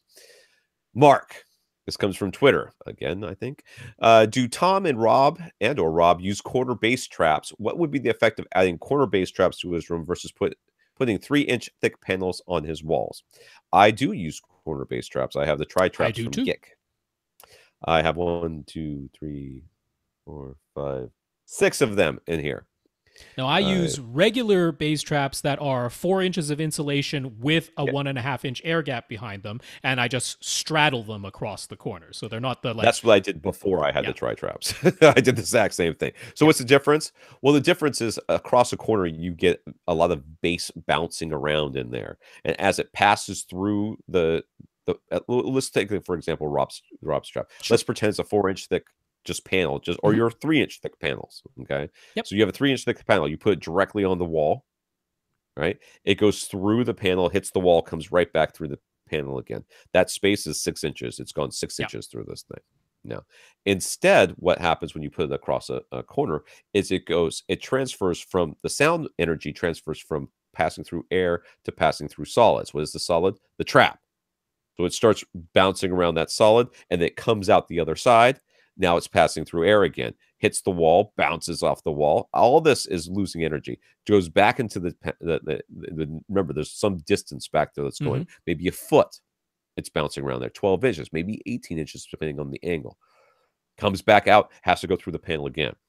This means that it loses a lot more energy as it passes through, and it's able to absorb lower frequencies. That is the whole idea of the corner trap, is that it is able to absorb lower frequencies. It's also more efficient in that with the very same panel, you are effectively covering more surface area in your room. Right. Because if you put it right into the ceiling corner or right onto the floor corner, you've more or less covered 3 surfaces with one panel. Whereas, of course, if it's just mounted flush on a wall, you've covered 1 surface. Or if you put it right against the ceiling or right against the floor, maybe a little bit of 2 surfaces, but not as much as the surface area you've covered by having it straddling a corner. So it's just more efficient. It's a more efficient way to cover more surface area with the exact same panel. There's no magic that's going on here. Corner bass traps are not special. They're not somehow different from regular panels. It's just that you're covering more surface area by virtue of the geometry of what a corner is, and having more of an air gap behind that panel because, again, you're straddling it across a corner. That's all it is. There's nothing particularly special about it. You're just using geometry to your advantage. That's all it is. So would it be better to have 1 3-inch thick panel that's straddling a corner or 3 3-inch thick panels that are on your wall? Well, you'd have to work out exactly how much surface area and exactly how much depth those panels end up giving you, but it might end up being pretty equal. But if you put 1 panel flat on a wall versus 1 panel straddling a corner, you've clearly covered more surface area and have greater depth with the 1 panel in the corner. So that's the efficiency of it. Yeah. Miles's mother bought a brand new Samsung 40-inch MU6290 TV, whatever that is. Her old TV had terrible built-in speakers, so she used a pair of Vanna 2 transparent self-powered speakers that worked with her old TV's headphone jack. The new Samsung has terrible built-in speakers too, so she wants to continue using her Vanna 2 speakers that actually sound pretty darn good. But the new Samsung doesn't have any sort of analog audio output. There's HDMI, ARC, and an HDMI, ARC, and an optical port. No other options. The Vanna 2s actually have an optical input, so Miles would be no problem. But then they discovered something odd for movies. For movie discs and HDTV channels with 5.1 Dolby Digital, things work just fine. But some TV channels are only in stereo, and whenever she was watching those channels, she got no sound. Miles read through the Samsung's TV manual, and sure enough, it states digital audio is only available with 5.1 channel broadcast. So for TV channels that are still broadcast only in stereo, apparently there's no digital audio output. Sure, why would you need that? So Miles is trying to figure out a way to use HDMI ARC, but his mother really does not want an AV receiver. He tried looking for some HDMI audio extractor, but none of them seem to work. What can be done to solve this? So I read through this Samsung manual, and it is one of the worst written manuals. Compared to like Denon's old manuals, which were written alphabetically instead of like in any sort of the way you might actually use the thing. Those were the worst. You want to know what's really annoying is when you go through the Samsung manual and it lists what settings are available, and you go there and you go, okay, here's the settings for audio output, and it tells you vaguely what the settings do, but nowhere does it list what the actual options are. Like, it doesn't say, here are the options with which you'll be presented. It just says, here's kind of vaguely what this does. I guess you'll figure it out when you see the TV. Doesn't help me when I can't see the TV. Right. When you don't own it. But here's some of the really weird stuff that's going on here. So it very clearly says this television can decode Dolby Digital 5.1. This television can decode DTS 5.1. But you have to manually select which one of those you want to decode. It will not automatically detect the type of signal and switch to that proper decoder. You have to manually tell it that it's either Dolby Digital or DTS. Ugh. Really weird. I'm assuming the same thing happens when it gets fed a 2-channel PCM signal. Sure. Because here's what we know for certain. It works with Dolby Digital 5.1. And if it played Dolby Digital 5.1 out of its built-in speakers, it necessarily must be able to decode 5.1, down mix it to 2-channel, and play it as 2-channel stereo, because it only has 2 speakers built into it.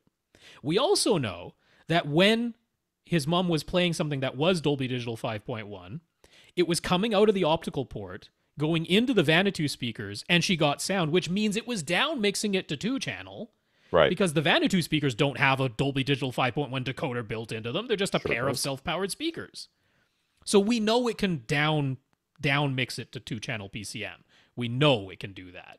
The question is, can it accept a 2-channel PCM signal from an external source and then send it out of its optical port as 2-channel PCM? And I think it can, but because the manual doesn't actually tell me whether it's an option or not. So Samsung, there are settings. Within the settings, there is a sound menu. And within the sound menu, there is an expert settings menu. And there you have 2 things. HDMI input audio format, which you have to set manually. Because, it gets fed a DTS signal and it goes, I don't know what to do with this until you tell me manually. Right. And then there is a second one that is the digital audio output format. Seems like that's the one you should be looking for. So the digital audio output format, I'm assuming, is already set to 2-channel PCM because it was already working with her Vanuatu speakers. Sure. It's the HDMI input audio format that I assume is set to Dolby Digital 5.1 because that's what was working. Okay. So if there is the option to set the HDMI input format to 2-channel PCM, which I darn sure hope there is, because who knows, maybe it's only Dolby Digital and DTS, but you know how a lot of AV receivers have that option? You can manually set it to PCM, Dolby Digital, or DTS, and then it will only accept that type of signal. Right. So I'm hoping that one of the options for HDMI input audio format, which is under the expert settings under sound under settings, right, that you can set it to PCM. Now you would have to set the cable box to output 2-channel. Not Dolby Digital 5.1, which you can do on any cable box. You would have to set her Blu-ray player to output 2-channel, not Dolby Digital, which you can do on any Blu-ray player. You can set it to output stereo. So now all the external sources will be sending stereo. The Samsung has been set to only accept stereo via HDMI, and we know the digital audio output is already set to 2-channel because it was already working. It should work. There should be no need for an audio extractor. We know this thing can convert everything to 2-channel. But it's really weird. It's really weird. But that's my answer to you. All right, that's his answer. Boschko. Boschko's AV receiver and his power conditioner both have terminals on them labeled ground. Should he wire them together? No. It's like, isn't that grounding wire? It's like if you're having issues or whatever with whatever. Or, well, the ground on the back of his AV receiver is for the phono input. Right. Well, that's what I assumed for that one. But for the power conditioner, isn't that if you're having some sort of... usually it's when your electrical wire is not properly grounded, which is possible. That allows you to ground the case of the power conditioner independently so that you have a proper ground. And now everything that gets plugged into that thing that has a ground pin gets properly grounded instead of your improperly grounded electrical wiring in your building. So it's... the one in your receiver is all about the phono input. That's the phono input, Don't wire those two things. It's going to be right. It's going to be right there next to it. It's going to be whatever it is, MMC. I never knew. Moving magnet, moving coil. Whatever. So don't wire them together. That's not what it's for. No. He has 2 outlets available on his power conditioner. Should he plug his 2 subwoofers into those outlets, or is there no point in having subwoofers connected to a power conditioner? There is actually negative points to having power conditioners and subwoofers mated. Every subwoofer manufacturer will tell you plug it directly into the wall. We've got fuses in there. Don't worry about it. If there's a power surge, the fuses should blow and you should be safe. Okay. That's what they're going to tell you. But I'm going to tell you there's a chance that when the capacitor is drained because there's some loud bass hit or something, and the subwoofer the amplifier is going to try to fill everything back up as fast as it can. It's going to try to draw as much power from the wall as it can. Well, as soon as that happens, your power conditioner is going to throttle it down and say, whoa, whoa, whoa, got some sort of surge going on over here. Better throttle you down, which makes the amplifier try to draw even more power, which makes the power conditioner try to throttle it down even more until you blow your fuses. So, which Tom has actually done. This isn't a theoretical thing. He's multiple done it for real. times. Yeah. I have done this for real. I have done this. It is very, very, very upsetting, to be honest with you. So yeah, don't plug it into your power conditioner. Nope. He'd like to have some more audio zones around his house, perhaps as many as 5 different rooms. He'd like to be able to use an app to control which music is playing in each room. He's noticed that his Onkyo TXRZ810 receiver has extra binding posts labeled Zone 2A and Height Zone 2B, plus extra pairs of pre-outs labeled Zone 2 and Zone 3. Does that mean he could run 5 zones from just his receiver? If not, what's the easiest way to get the setup he's looking for? No, you've got 3 zones on your receiver. You can either put them out via your zone outs, your RCA connections. Probably doesn't have an HDMI. Or you can power it within your receiver using Zone 2 and Zone 2A and Zone 2B or whatever it is. Yeah, what your RZ810 has is 7 amplifiers. Right. You are able to... so you can do 5.1 and then power a second zone. That's right. You are able to assign 2 out of those 7 amplifiers to power a second zone if you want to. And this actually, for whatever reason, allows you to physically connect a Zone 2A and a Zone 2B, but you can only switch between those 2 things. They can't both play at the same time. Right. And if you are using one of the powered Zone 2, either A or B, you can then only have 5.1 in your main theater. You can't have 7.1 in your main theater anymore because 2 of those amplifier channels have been stolen to power your Zone 2. Reassigned. We won't call them stolen. Well, sure. The Zone 2 pre-outs are the same circuitry as the Zone 2 binding posts. So it's not a completely separate zone. It's one or the other. You can use the pre-outs or you can reassign the binding posts. Zone 3 is its own independent thing. So you could have your main zone and you could have a Zone 2 either powered or through the pre-outs, and you could have a Zone 3, but you can definitely not do 5 from the AV receiver. So you're going to need to do something in addition to this. I would suggest, so this Onkyo actually has several different ways that you can do multi-room audio. They have their Flare Connect built in, which is their own thing. It's like Denon's Hios. It's like Yamaha's Music Cast. They have their own wireless speakers that are called Flare Connect wireless speakers. Onkyo and Pioneer make them, since Onkyo owns Pioneer now. So that's one way you could do it. You could buy Flare Connect wireless speakers, put those in your 4 other rooms, and it will all work under the Onkyo Flare Connect app, exactly the way you described. But like Hio speakers, like Music Cast speakers, like Sonos speakers, they're kind of a little bit overpriced in my opinion. So there's another one. It has DTS Play-Fi. Right, I've used that. DTS Play-Fi is a very nice app that works very well for whole house audio, and various manufacturers make DTS Play-Fi speakers, including SVS now. Their Prime Wireless is a DTS Play-Fi speaker, but lots of manufacturers make DTS Play-Fi speakers. So if you want to use the DTS Play-Fi ecosystem, that's entirely an option. Right, and for that, you could put any number of speakers in.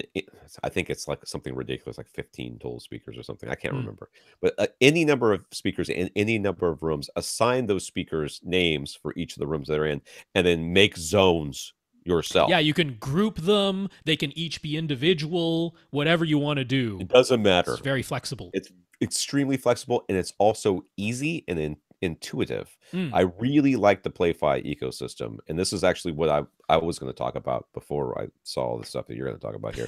The Play-Fi for me is the easiest thing to do. It's just literally find the speakers that have it, place them in all the rooms you want them to be in, and then just go through and connect them all one at a time. It works so well, and it is so easy to do that I would highly recommend that. Yeah, and with that, you're not strictly limited to only Flare Connect because Right. PlayFi is supported by multiple different brands. And this So would all be just streaming from your phone, basically, at this point. yeah, it's all controlled by an app on your phone. Yeah. Now there's one last thing, which is that this Onkyo also has Chromecast built in. It's already got Chromecast built in, so you could just get Chromecast audio devices for your other 4 rooms. You'll control it all through your Chromecast device. I mean, literally, you pick any streaming service and then just say, I want to cast this to 1 room, 2 rooms, all 5 rooms. Again, you can select whatever you want. And that's a cheap way. However, the Chromecast audios, of course, have no amplification built in, so you have to have self-powered speakers or plug the Chromecast audio devices into an amplifier, which then powers your speakers. So, there might be more components to it, but the Chromecast audios are super cheap. What are they, like $30? $35 or something like that? Oh, the separate Chromecast audios for his other rooms. Yeah, I think so. I think they're about $35. Yeah, they're like $35. Right. And then your AV receiver already has Chromecast built in, so as your 5th zone, it's already got that. So 3 possible solutions. I probably wouldn't go Flare Connect because that's the most limited and the most expensive. So if you want the cheapest, Chromecast audios could get the job done. BTS PlayFi is pretty nice. Yeah, I think you end up spending about the same, and I think the PlayFi is. I haven't used Chromecast audio, so I've used Chromecast. Yeah, it's pretty easy. I mean, it's you pick whatever service you want on your phone, and then just say cast this where to this speaker and this speaker. There you go. All right. He has a TV antenna for over-the-air TV. Can you use that same antenna for FM radio? I don't think so, but I don't know. Usually you can. Yeah. I mean, FM is right in between channel 6 and 7 of VHF. So if your antenna can pick up very high frequency radio broadcasts, it can pick up FM. Yeah. Yeah. All right. Polk RTI A1 bookshelf speakers they'd like to wall mount. They are front ported with slightly curved sides. He'd like to be able to aim them. He's in Canada and would like to be able to order from Amazon.ca. So what do we recommend? I'm looking at the back of the speaker here. It's got a keyhole mount on the back there. Keyhole mount and with indentation thingy. It looks like does that whole plate come off and you can replace it with something else? I have no idea. It's Polk. Yeah. But they got a keyhole mount.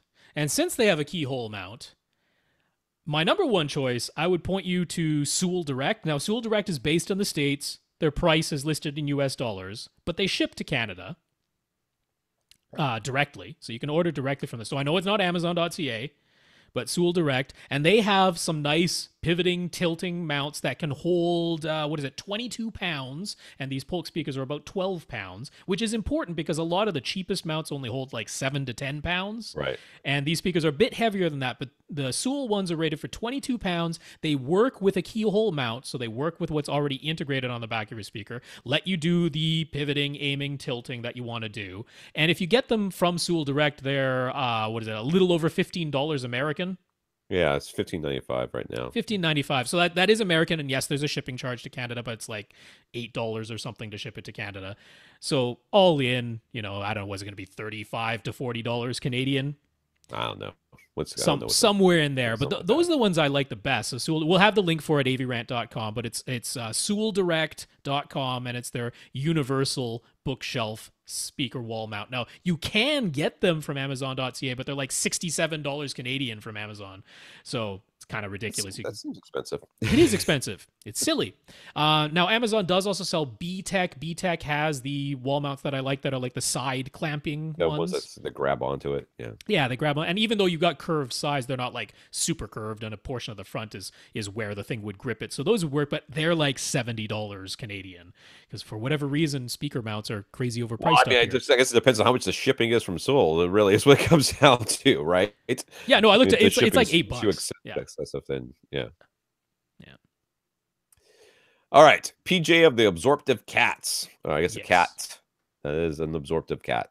If you are watching our YouTube video, the finished one, not the one that's happening while we're talking, there is a cat, and he looks plush. PJ wants a new TV for his dad. He'll be sitting about 7 feet away, no light control, and he doesn't want anything too expensive. He's leaning towards a 50-inch Vizio M series, but if he went down to the E or D series, he could get larger size for the same price. What do we recommend? I think we recommend a 55-inch TCL without looking at what Rob wrote down. 55-inch TCL. Yeah. Specifically the one you can get from Best Buy, actually, which is the P605 instead of the $50 more expensive P607. And the only difference is the remote. What's the difference in the remote? You don't have the headphone jack built into the remote of the P605. I can't live without a headphone. That's a $50 headphone jack. That's 25 cents, if that, worth of the components. Yeah. Right, so yeah, I'd get the one from Best Buy, $600, which is the exact same price as the 50-inch Vizio M series. So you're getting 5 inches more diagonal, plus 72 zones of local dimming instead of 32, plus Roku built in, which ain't bad, and it still has Dolby Vision. So 55-inch, little bit bigger, same price, TCL P605 from Best Buy. David is considering an Onkyo SBT A500 soundbar. Oh, it's a soundbar. That's why I was like, no. All right. It offers Atmos and DTS-X as a 3.1.2 configuration for $900. You know, it won't be the same as a full AV receiver and speakers, but he needs the form factor. Will it be good enough? Anything else we'd recommend? I so hate soundbars.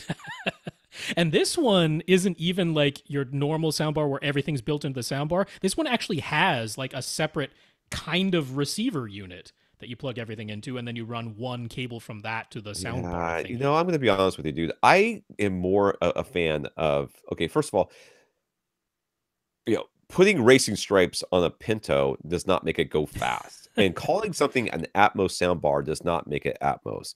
I would just go for a sound bar that was literally not trying to do anything other than maybe Atmos 3 speakers. I mean, really, I wanted to just do 2 or maybe 1. You know, I mean, I want mono coming out of this thing because it's so close together that who cares?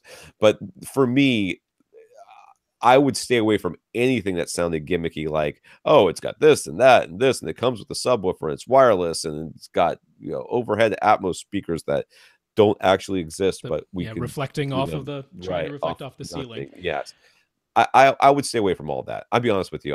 For $900, I would take that money and go straight over to Yamaha and give it to them. Now, I can't disagree with that, but I really like Sony's brand new soundbars that have just come out. And one reason why I like them is they do Dolby Atmos and DTS-X. Like, they're compatible with both formats. Sure. And best of all, they have one that's $600 instead of $900. That's what I like even more.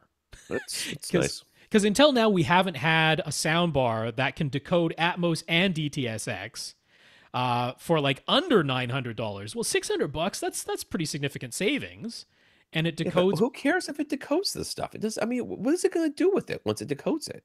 Well, it can't reproduce it. It does a pseudo, you know, the whatever, dude. You know what? You can. No, I would take that $900 he's about to spend.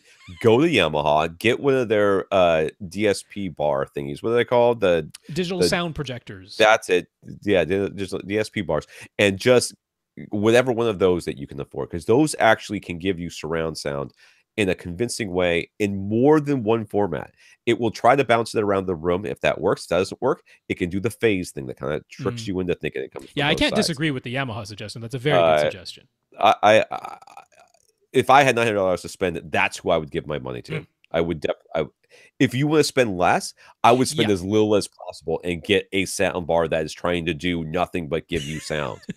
Like none of this other crap. I like the $600 Sony, because none of the Yamahas that do Atmos and DTS-X are that inexpensive. None of them are $600. No. So that's why I liked that Sony. You wouldn't think we'd get through to last week's questions in this podcast. Look, we've done it already. It's only 11 o'clock. I will go a few more questions. Okay, yay. We are fine. I just wanted to say the model number of the Sony is the HTX 9000F, because there's a 900F television, but the soundbar is a 9000F. Whatever.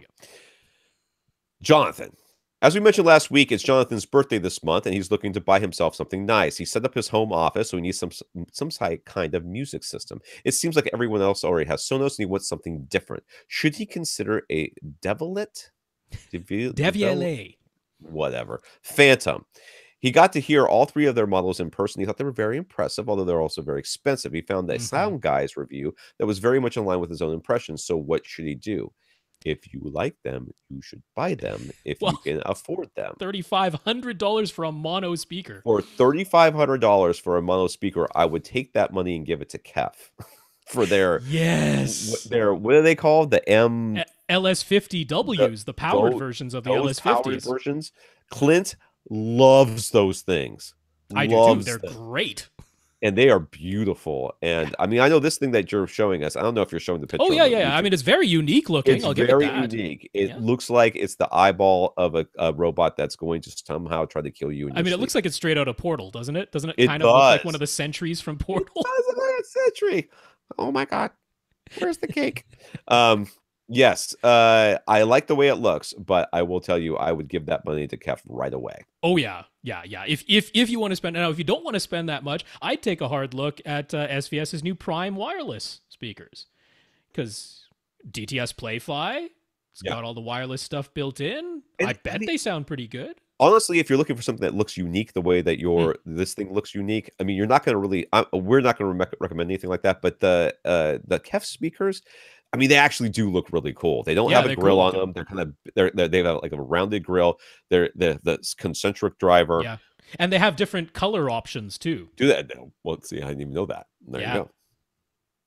Okay, Chris recently moved into a larger house, but the basement room he's using as his actual theater is actually smaller than his previous theater room. The new room is about 11 by 17 by 8. Boy, that sounds familiar. I think mine's only slightly bigger than that. Okay, here we go, buddy. That's an okay size for. I think it's perfectly fine. Yeah. Yes, that's right. We've got a lot of pictures here, so we're going to be talking about. Oh, he's got dogs. He does. He's got little dogs. All right, I'll Chris show already the has right now. There's the doggos. There you go. A Yamaha RX-A 3070 receiver and Emotiva XPA3 amplifier. They're driving a 7.1.2 setup with clips reference 2. Oh my goodness. Reference 2 series tower fronts, tower surrounds, and wall-mounted surround backs, and a center Atmos module. A center Atmos modules up top of his front speakers, and then a SVS PB12 NSD sub. With a smaller room size, he's positioned the couch on the left wall, a love seat on the right wall, and his primary single seat is facing the TV on the 2/3 back wall that has a staircase directly behind it. The seating arrangement has resulted in his tower surrounds being positioned in front of his seats. So he's wondering, do we think he should downsize to a 5.1.2 configuration by eliminating this tower surrounds? Is there some other position we think would work better? I read this and I didn't. Oh, I see. He's got towers for everything. He's got towers for the fronts and for the surrounds, but due to whatever placing, the tower surrounds have ended up in front of all of his seats instead of beside or behind them.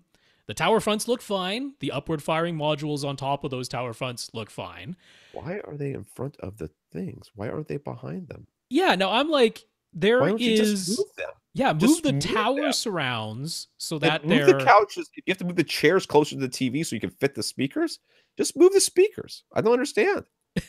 I don't understand this. I'm like, it looks to me like he could put so his surround left could go behind the 3-seater couch instead of in front of it. Sure. And then the surround right could go basically in the corner beside his one front-facing seat. Yes. He'd have to move the end table that he's got beside there, but put it there.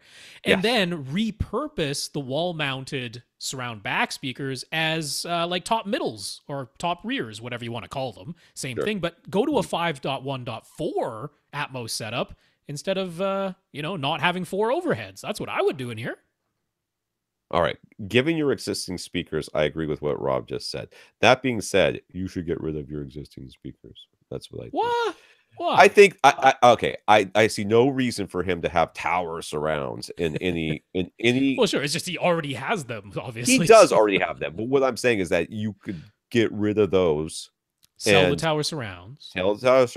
Get rid of the Atmos modules. put everything that's supposed to be up actually up, get some surround, get some well, you low could actually birds just or whatever. take the upward firing modules and Yeah. put them on the ceiling. Put them you on don't the have to ceiling. get rid of them, just reposition them instead of upward firing. I would have already done that. I would have put them as front heights or sure, something like that, or top fronts or whatever the heck we're going to call them these days. And I would have done that already, because there's no reason to bounce this thing off the ceiling if this is a dedicated room. It's not dedicated if you have to use Atmos modules. Okay, that's the way I think about it. I mean, my room, I suffer from the same thing you do, and believe me when I say this, when I'm saying to you, I'm also saying to myself, I wish I didn't have tower speakers at all. I think they're too big for this room and they're harder to place, and I would be much happier with bookshelf speakers. Now, I mean, the front of his room doesn't look like the problem at all to me. It's fine. It's fine. There's nothing wrong with that. I got no problems with it. But there's so much stuff here. Just think about what could happen if you could take that subwoofer and actually scoot it back to that corner and then put a little stand on it and then put his bookshelf speaker up there instead. Yeah. You know what I'm saying? It gives you more flexibility in placement. When you got this tower speaker that you got to negotiate around, you end up with running into problems, which is what I'm saying. And believe me, I'm not insulting you in any way, shape, or form. I'm not saying you have bad speakers. Well, and I mean, he repurposed what he already owned for a smaller room. So sometimes this is what happens. Well, the first thing I would do is absolutely move those tower surrounds back. I don't see any reason why they need to be that way. Then I would, at the same day, same moment, the same instant, I would take your surround backs and your Atmos modules and I put them on the ceiling. Yep. And then see where I was at then. Yeah, and you already have 9 speakers, so let's get some 5.1.4 action going. Yeah. And I would eBay those surround speakers and get yourself something on wall that frees up some floor space for other stuff. Chris is setting up an Atmos system in his home theater, and he'd like to be able to get Atmos content from Netflix. According to Netflix's website, only Xbox Ones, 2017 and newer LG OLED TVs and Windows 10 PCs are listed as the devices capable of outputting Atmos audio from Netflix. Are there other devices that simply aren't listed on Netflix's website? Nope. I don't think so. I mean, Netflix is pretty good about being on top of that. So Windows 10 PCs, does that also include like an NVIDIA Shield? It's not running it's running like an Android thing, isn't it? That's right. Yeah. Okay. Yeah. No, it's Windows 10 either in the dedicated Windows 10 Netflix app, its own desktop app, right, or through the Edge browser. Well, oh God, Edge browser is awful. That's your only 2 options there. So interestingly, if you want both Dolby Vision and Dolby Atmos from Netflix, your only option is an LG OLED TV, 2017 or 2018. You have to go through their app. Yeah, because the Xbox One can't output Dolby Vision right now, and neither can a Windows 10 PC can't output Dolby Vision. So, you basically want an LG OLED 2017 or 2018 if you want all the Dolby goodies from Netflix. Now, clearly, things in the future might get added. With the Apple TV 4K starts outputting bitstream audio, it should be able to do it, but right now it doesn't do that. The Chromecast Ultra, it can output Dolby Vision, but it isn't outputting Atmos right now. So it might happen, but right now their website is up to date. All right. Adriano would like to connect Bluetooth headphones with active noise canceling to a flat panel TV. Adriano's goal is to have 6 pairs of wireless headphones for the patients in his dental office so they can watch ceiling-mounted TVs while the noise canceling helps to reduce the sound of the dental drill. That sound is actually bone induction, and they're going to hear that anyways. Okay, that was my number one thought. I'm like, I don't think active noise canceling is going to work for a dentist drill because the sound isn't going through their ears via the air. It's not traveling via the air. This actually, I mean, I'm okay with you giving them headphones, but believe me that they are going to hear. In fact, it's probably going to drown out what they're listening to on the headphones, unless the headphones are exceptionally loud. Yeah, because that is direct, like conduction of the sound. That's like putting on noise canceling earphones and then standing on a train rail and saying you're not going to feel the train coming. Yeah. Like it's 2 different mediums sending the sound wave. So I really don't know but it might help a little bit. I guess some of the sound is the drill. the sound of the drill in the air going to your ears as well as directly conducting through the teeth themselves. So it might reduce some of it, but they're going to hear that drill like from their teeth themselves. So are Bose still the best noise canceling headphones around? He wants over the ear headphones since they will be used by different patients throughout the day, and they need to have a good battery life. I don't know. There's a bunch of different heads. But what I mean, okay, I have a problem with this whole wireless option. But let's go on. Huh. Let's answer the question first. Go on. Yeah. So I mean, Bose is still like their Quiet Comfort 25 and 23. The 25 is the wired version. The 25 and 35. 25 is wired. 35 is wireless. Right. So those do still tend to get the top ratings, but Sennheiser recently put out a new pair of headphones. It's their HD 4.50, which are Bluetooth and noise canceling, and they're really highly rated. Right. All the reviews are like, what's the price differential, though, really, is the question. Well, this is coming up a little later, but he's in Australia. Oh, well, that's another thing. So I was just going by Australia, Amazon Australia. The Quiet Comfort 35s are 460 Australian dollars. The Sennheiser HD 4.50s are 260 Australian dollars. Yeah. So it's $200 less expensive, and every review says they're very close to being just as good. Battery life is about 20 hours, so that's a long work day if it's not going to last that. Better remember to plug them in. That's for sure. Oh yeah, at the end of the day. But that it ticks all the boxes for definitely more affordable than the Bose. So I take a good look at those. So could he connect Bluetooth noise-canceling headphones directly to his TV somehow, or would he need a third-party Bluetooth transmitter? I have never heard of a TV that has a Bluetooth transmitter. I'm sure one existed at some point. Yeah, I wouldn't say never because I'm sure there's something that does, but I wouldn't count on it.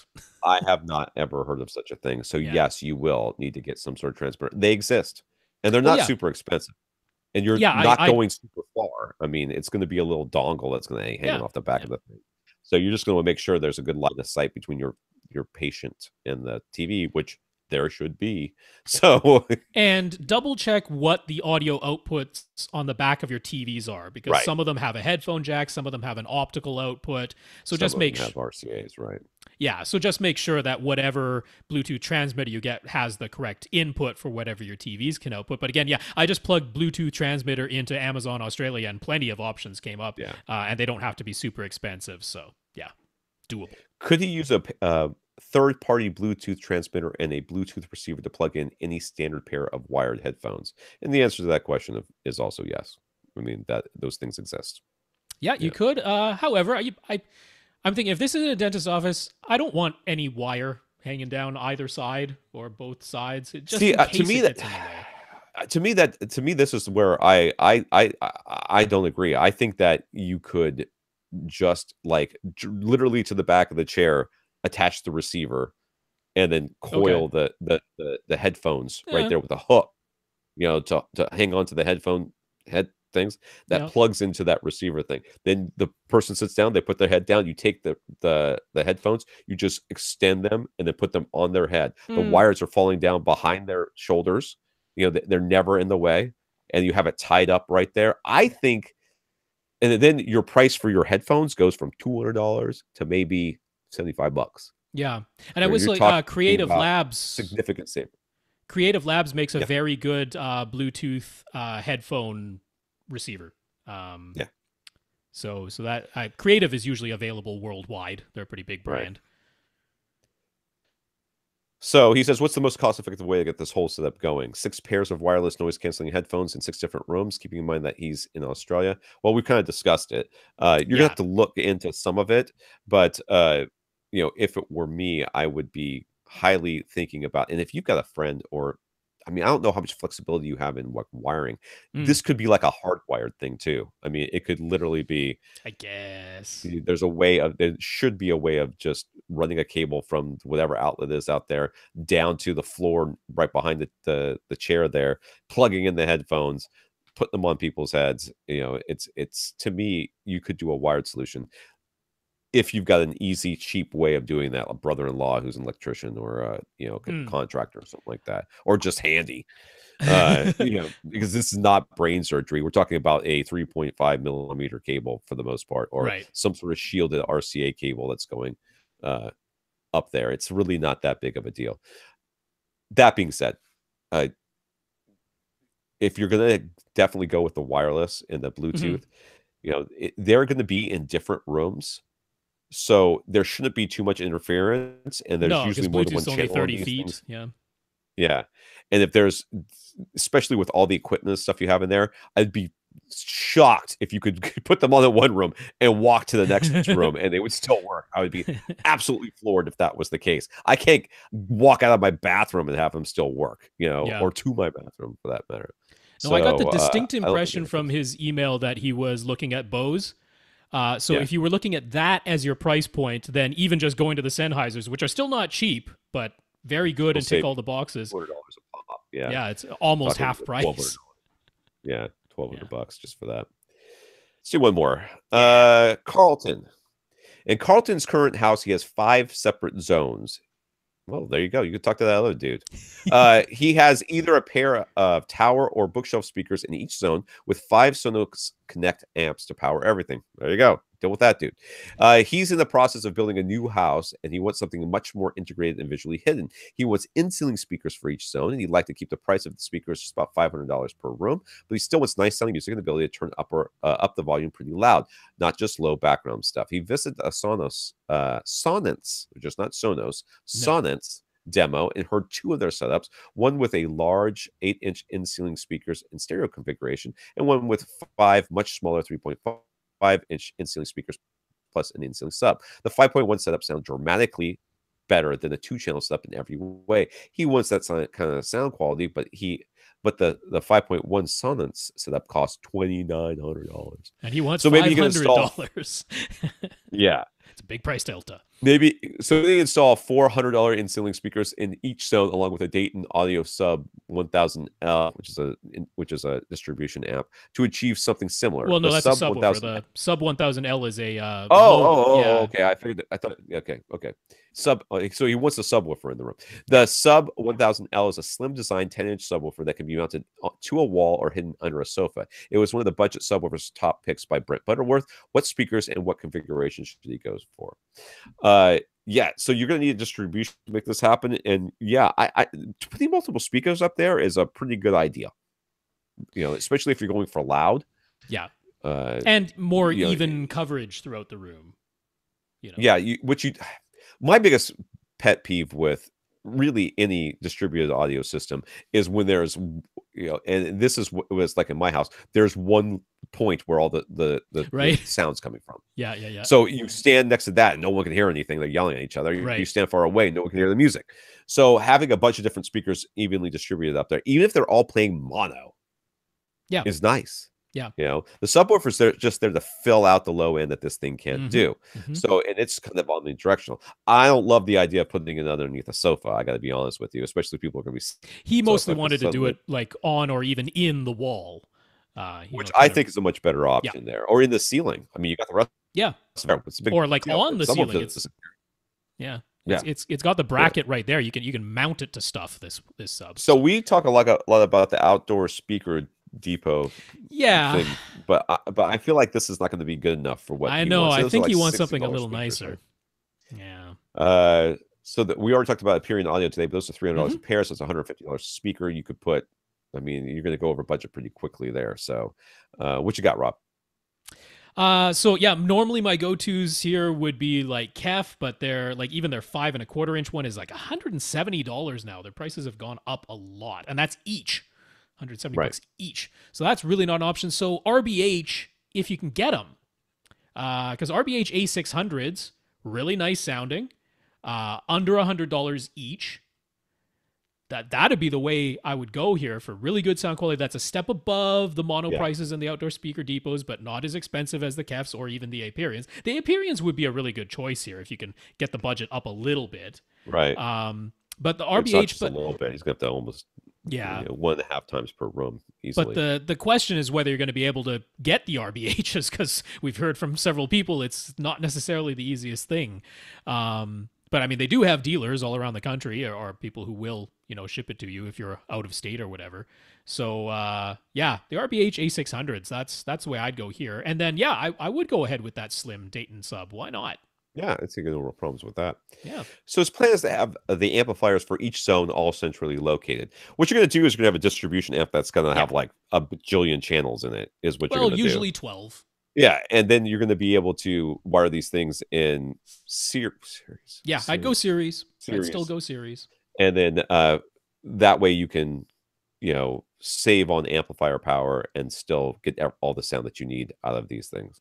And then the distribution amp will be able to assign music to the different zones and all that other stuff. And you have multiple inputs to it, and there's usually an app that controls. What's the one that we talk about? Yeah, that's why I thought it was a Dayton. Is it Dayton? Isn't it Dayton? There is, yeah. So Dayton has two. Well, they have three different options. So they have two that are just distribution amps, which let you either plug a separate source for each separate zone. So they have 6 zones, 6 stereo zones. So that's 12 amps. But you can either plug a separate source into each. Well, in fact, each channel individually, or you can plug in 2 sources that are shared between any of those 6 zones. But they also have a full 6x6 matrix one, which lets you plug in as many as 6 sources and power as many as 6 zones with any source going to any zone or any combination of zones. So the Matrix one is pretty nice. Yeah. Yeah, that's the one you want. And it's controlled by an app on your phone. So that's pretty nice. So he's planning the amplifier for each zone centrally located. It might just end up being one amplifier, just the one we were talking about. Yeah, the one Matrix. And after hearing the Sonnets demo, he'd like to have a subwoofer in each room as well. How important is it for to have a crossover between the in-ceiling speakers and the sub? How can you get all that hooked up without overspending? Well, I don't know how much you're planning on spending on all these different individual amps. So we just saved you a bunch of money if you were thinking of going like Emotiva route or something like that. Even though Emotiva is inexpensive compared to most amplifiers, in this case, it's a lot more expensive. You do need to cross them over. What you don't want to do is send full range to your speakers and then have something less than full range sent, and then full range sent to your subwoofer as well, or something like that, because then your speakers are going to be trying to do everything. They should roll off. They should roll off naturally, but it would be nice not to. So if you really want to save money, then just send full range to everything. Yeah, because you can. So you would be using the crossover knob on the sub to just trial and error, try and get as good a blend as you can, because the speakers are getting a full range signal and they're trying to play as low as they're able to, or as much as the amplifier can allow them to, and then you're manually turning the crossover knob on the subwoofer to attempt to get the best blend possible. But yeah, if you can employ a crossover, it would be nice. It would be better. Did you say blessed band? I did. Blessed. I transposed the L. Yeah, that's the title, isn't it? So what could what could work really nicely is a mini DSP 2x4, right? So whatever. But how are you going to do that for each individual? So each individual zone, you'd need 6 of them. RCA in and out, right? But it's RCA in and out. Yeah, but you'd have your source. Your source device plugs into the mini DSP's inputs, and then 2 of the mini DSP's 4 outputs feed the distribution amp that powers your speakers, and then 1 of the outputs gets fed directly to the subwoofer in each room. And you use the mini DSP to create the crossover. So the speakers are only getting the high pass signal, and the sub is only getting the low pass signal. Yeah, but if you have multiple sources, then it's a problem. Then you need a switch. Problem. Because you don't have a way of going. So you'd have to have a. And I don't know what he wants to do for sources. I'm not sure what he wants to do for, if he wants to keep using Sonos as sources, or if he wants to do Chromecast audios or some new thing. I'm not sure what he wants to do for sources. Yeah, I don't see how the mini DSP works. It only works if you can put it in between the source and the amplifier. And there's only one source. There'd only be one source in that case, yeah. You can only have one source if you did it that way. So you may very well be stuck not being able to do this, or you may have to plug. you may have to go speaker wire connection to your sub. The sub crossover knob would have to be able to actually operate as a crossover, and then have the outputs of the sub. Very few subs do that. Yeah, I know. That's what I'm thinking too. I don't know if this one does. I mean, it does have high-level speaker wire outputs. I don't know. You have to look into that. But you have to, or maybe better yet, you look into it. So what we're saying here is this. If you have, in order to get each of the matrixing that we're talking about, where you can send anything to anywhere you want, that only works is if you have a single source. Yeah. Because the high level stuff, no problem. That will go straight to whatever source, whatever room you want it to. But the subwoofer information, if we do this, it goes between the source and the amp and the distribution amp, which means it splits off the bass to go to the subwoofer, which means it needs to have a way of sending the right bass to the right rooms, if that makes sense. And there's no way to do that I can think of. I don't think a switch does it. I mean, a switch doesn't do it. So yeah, no, I just looked it up. The high level outputs on the Dayton Sub 1000L, it says right in the manual, there is no high pass filter. So it's just parallel. So the sub on its own can't do it, unfortunately. Could he buy a box that was a high level, a high pass filter at speaker wire level? Gosh, HSU used to sell one, but they don't anymore, unfortunately. So that's what we would have to look for. I mean, they have it for car audio stuff.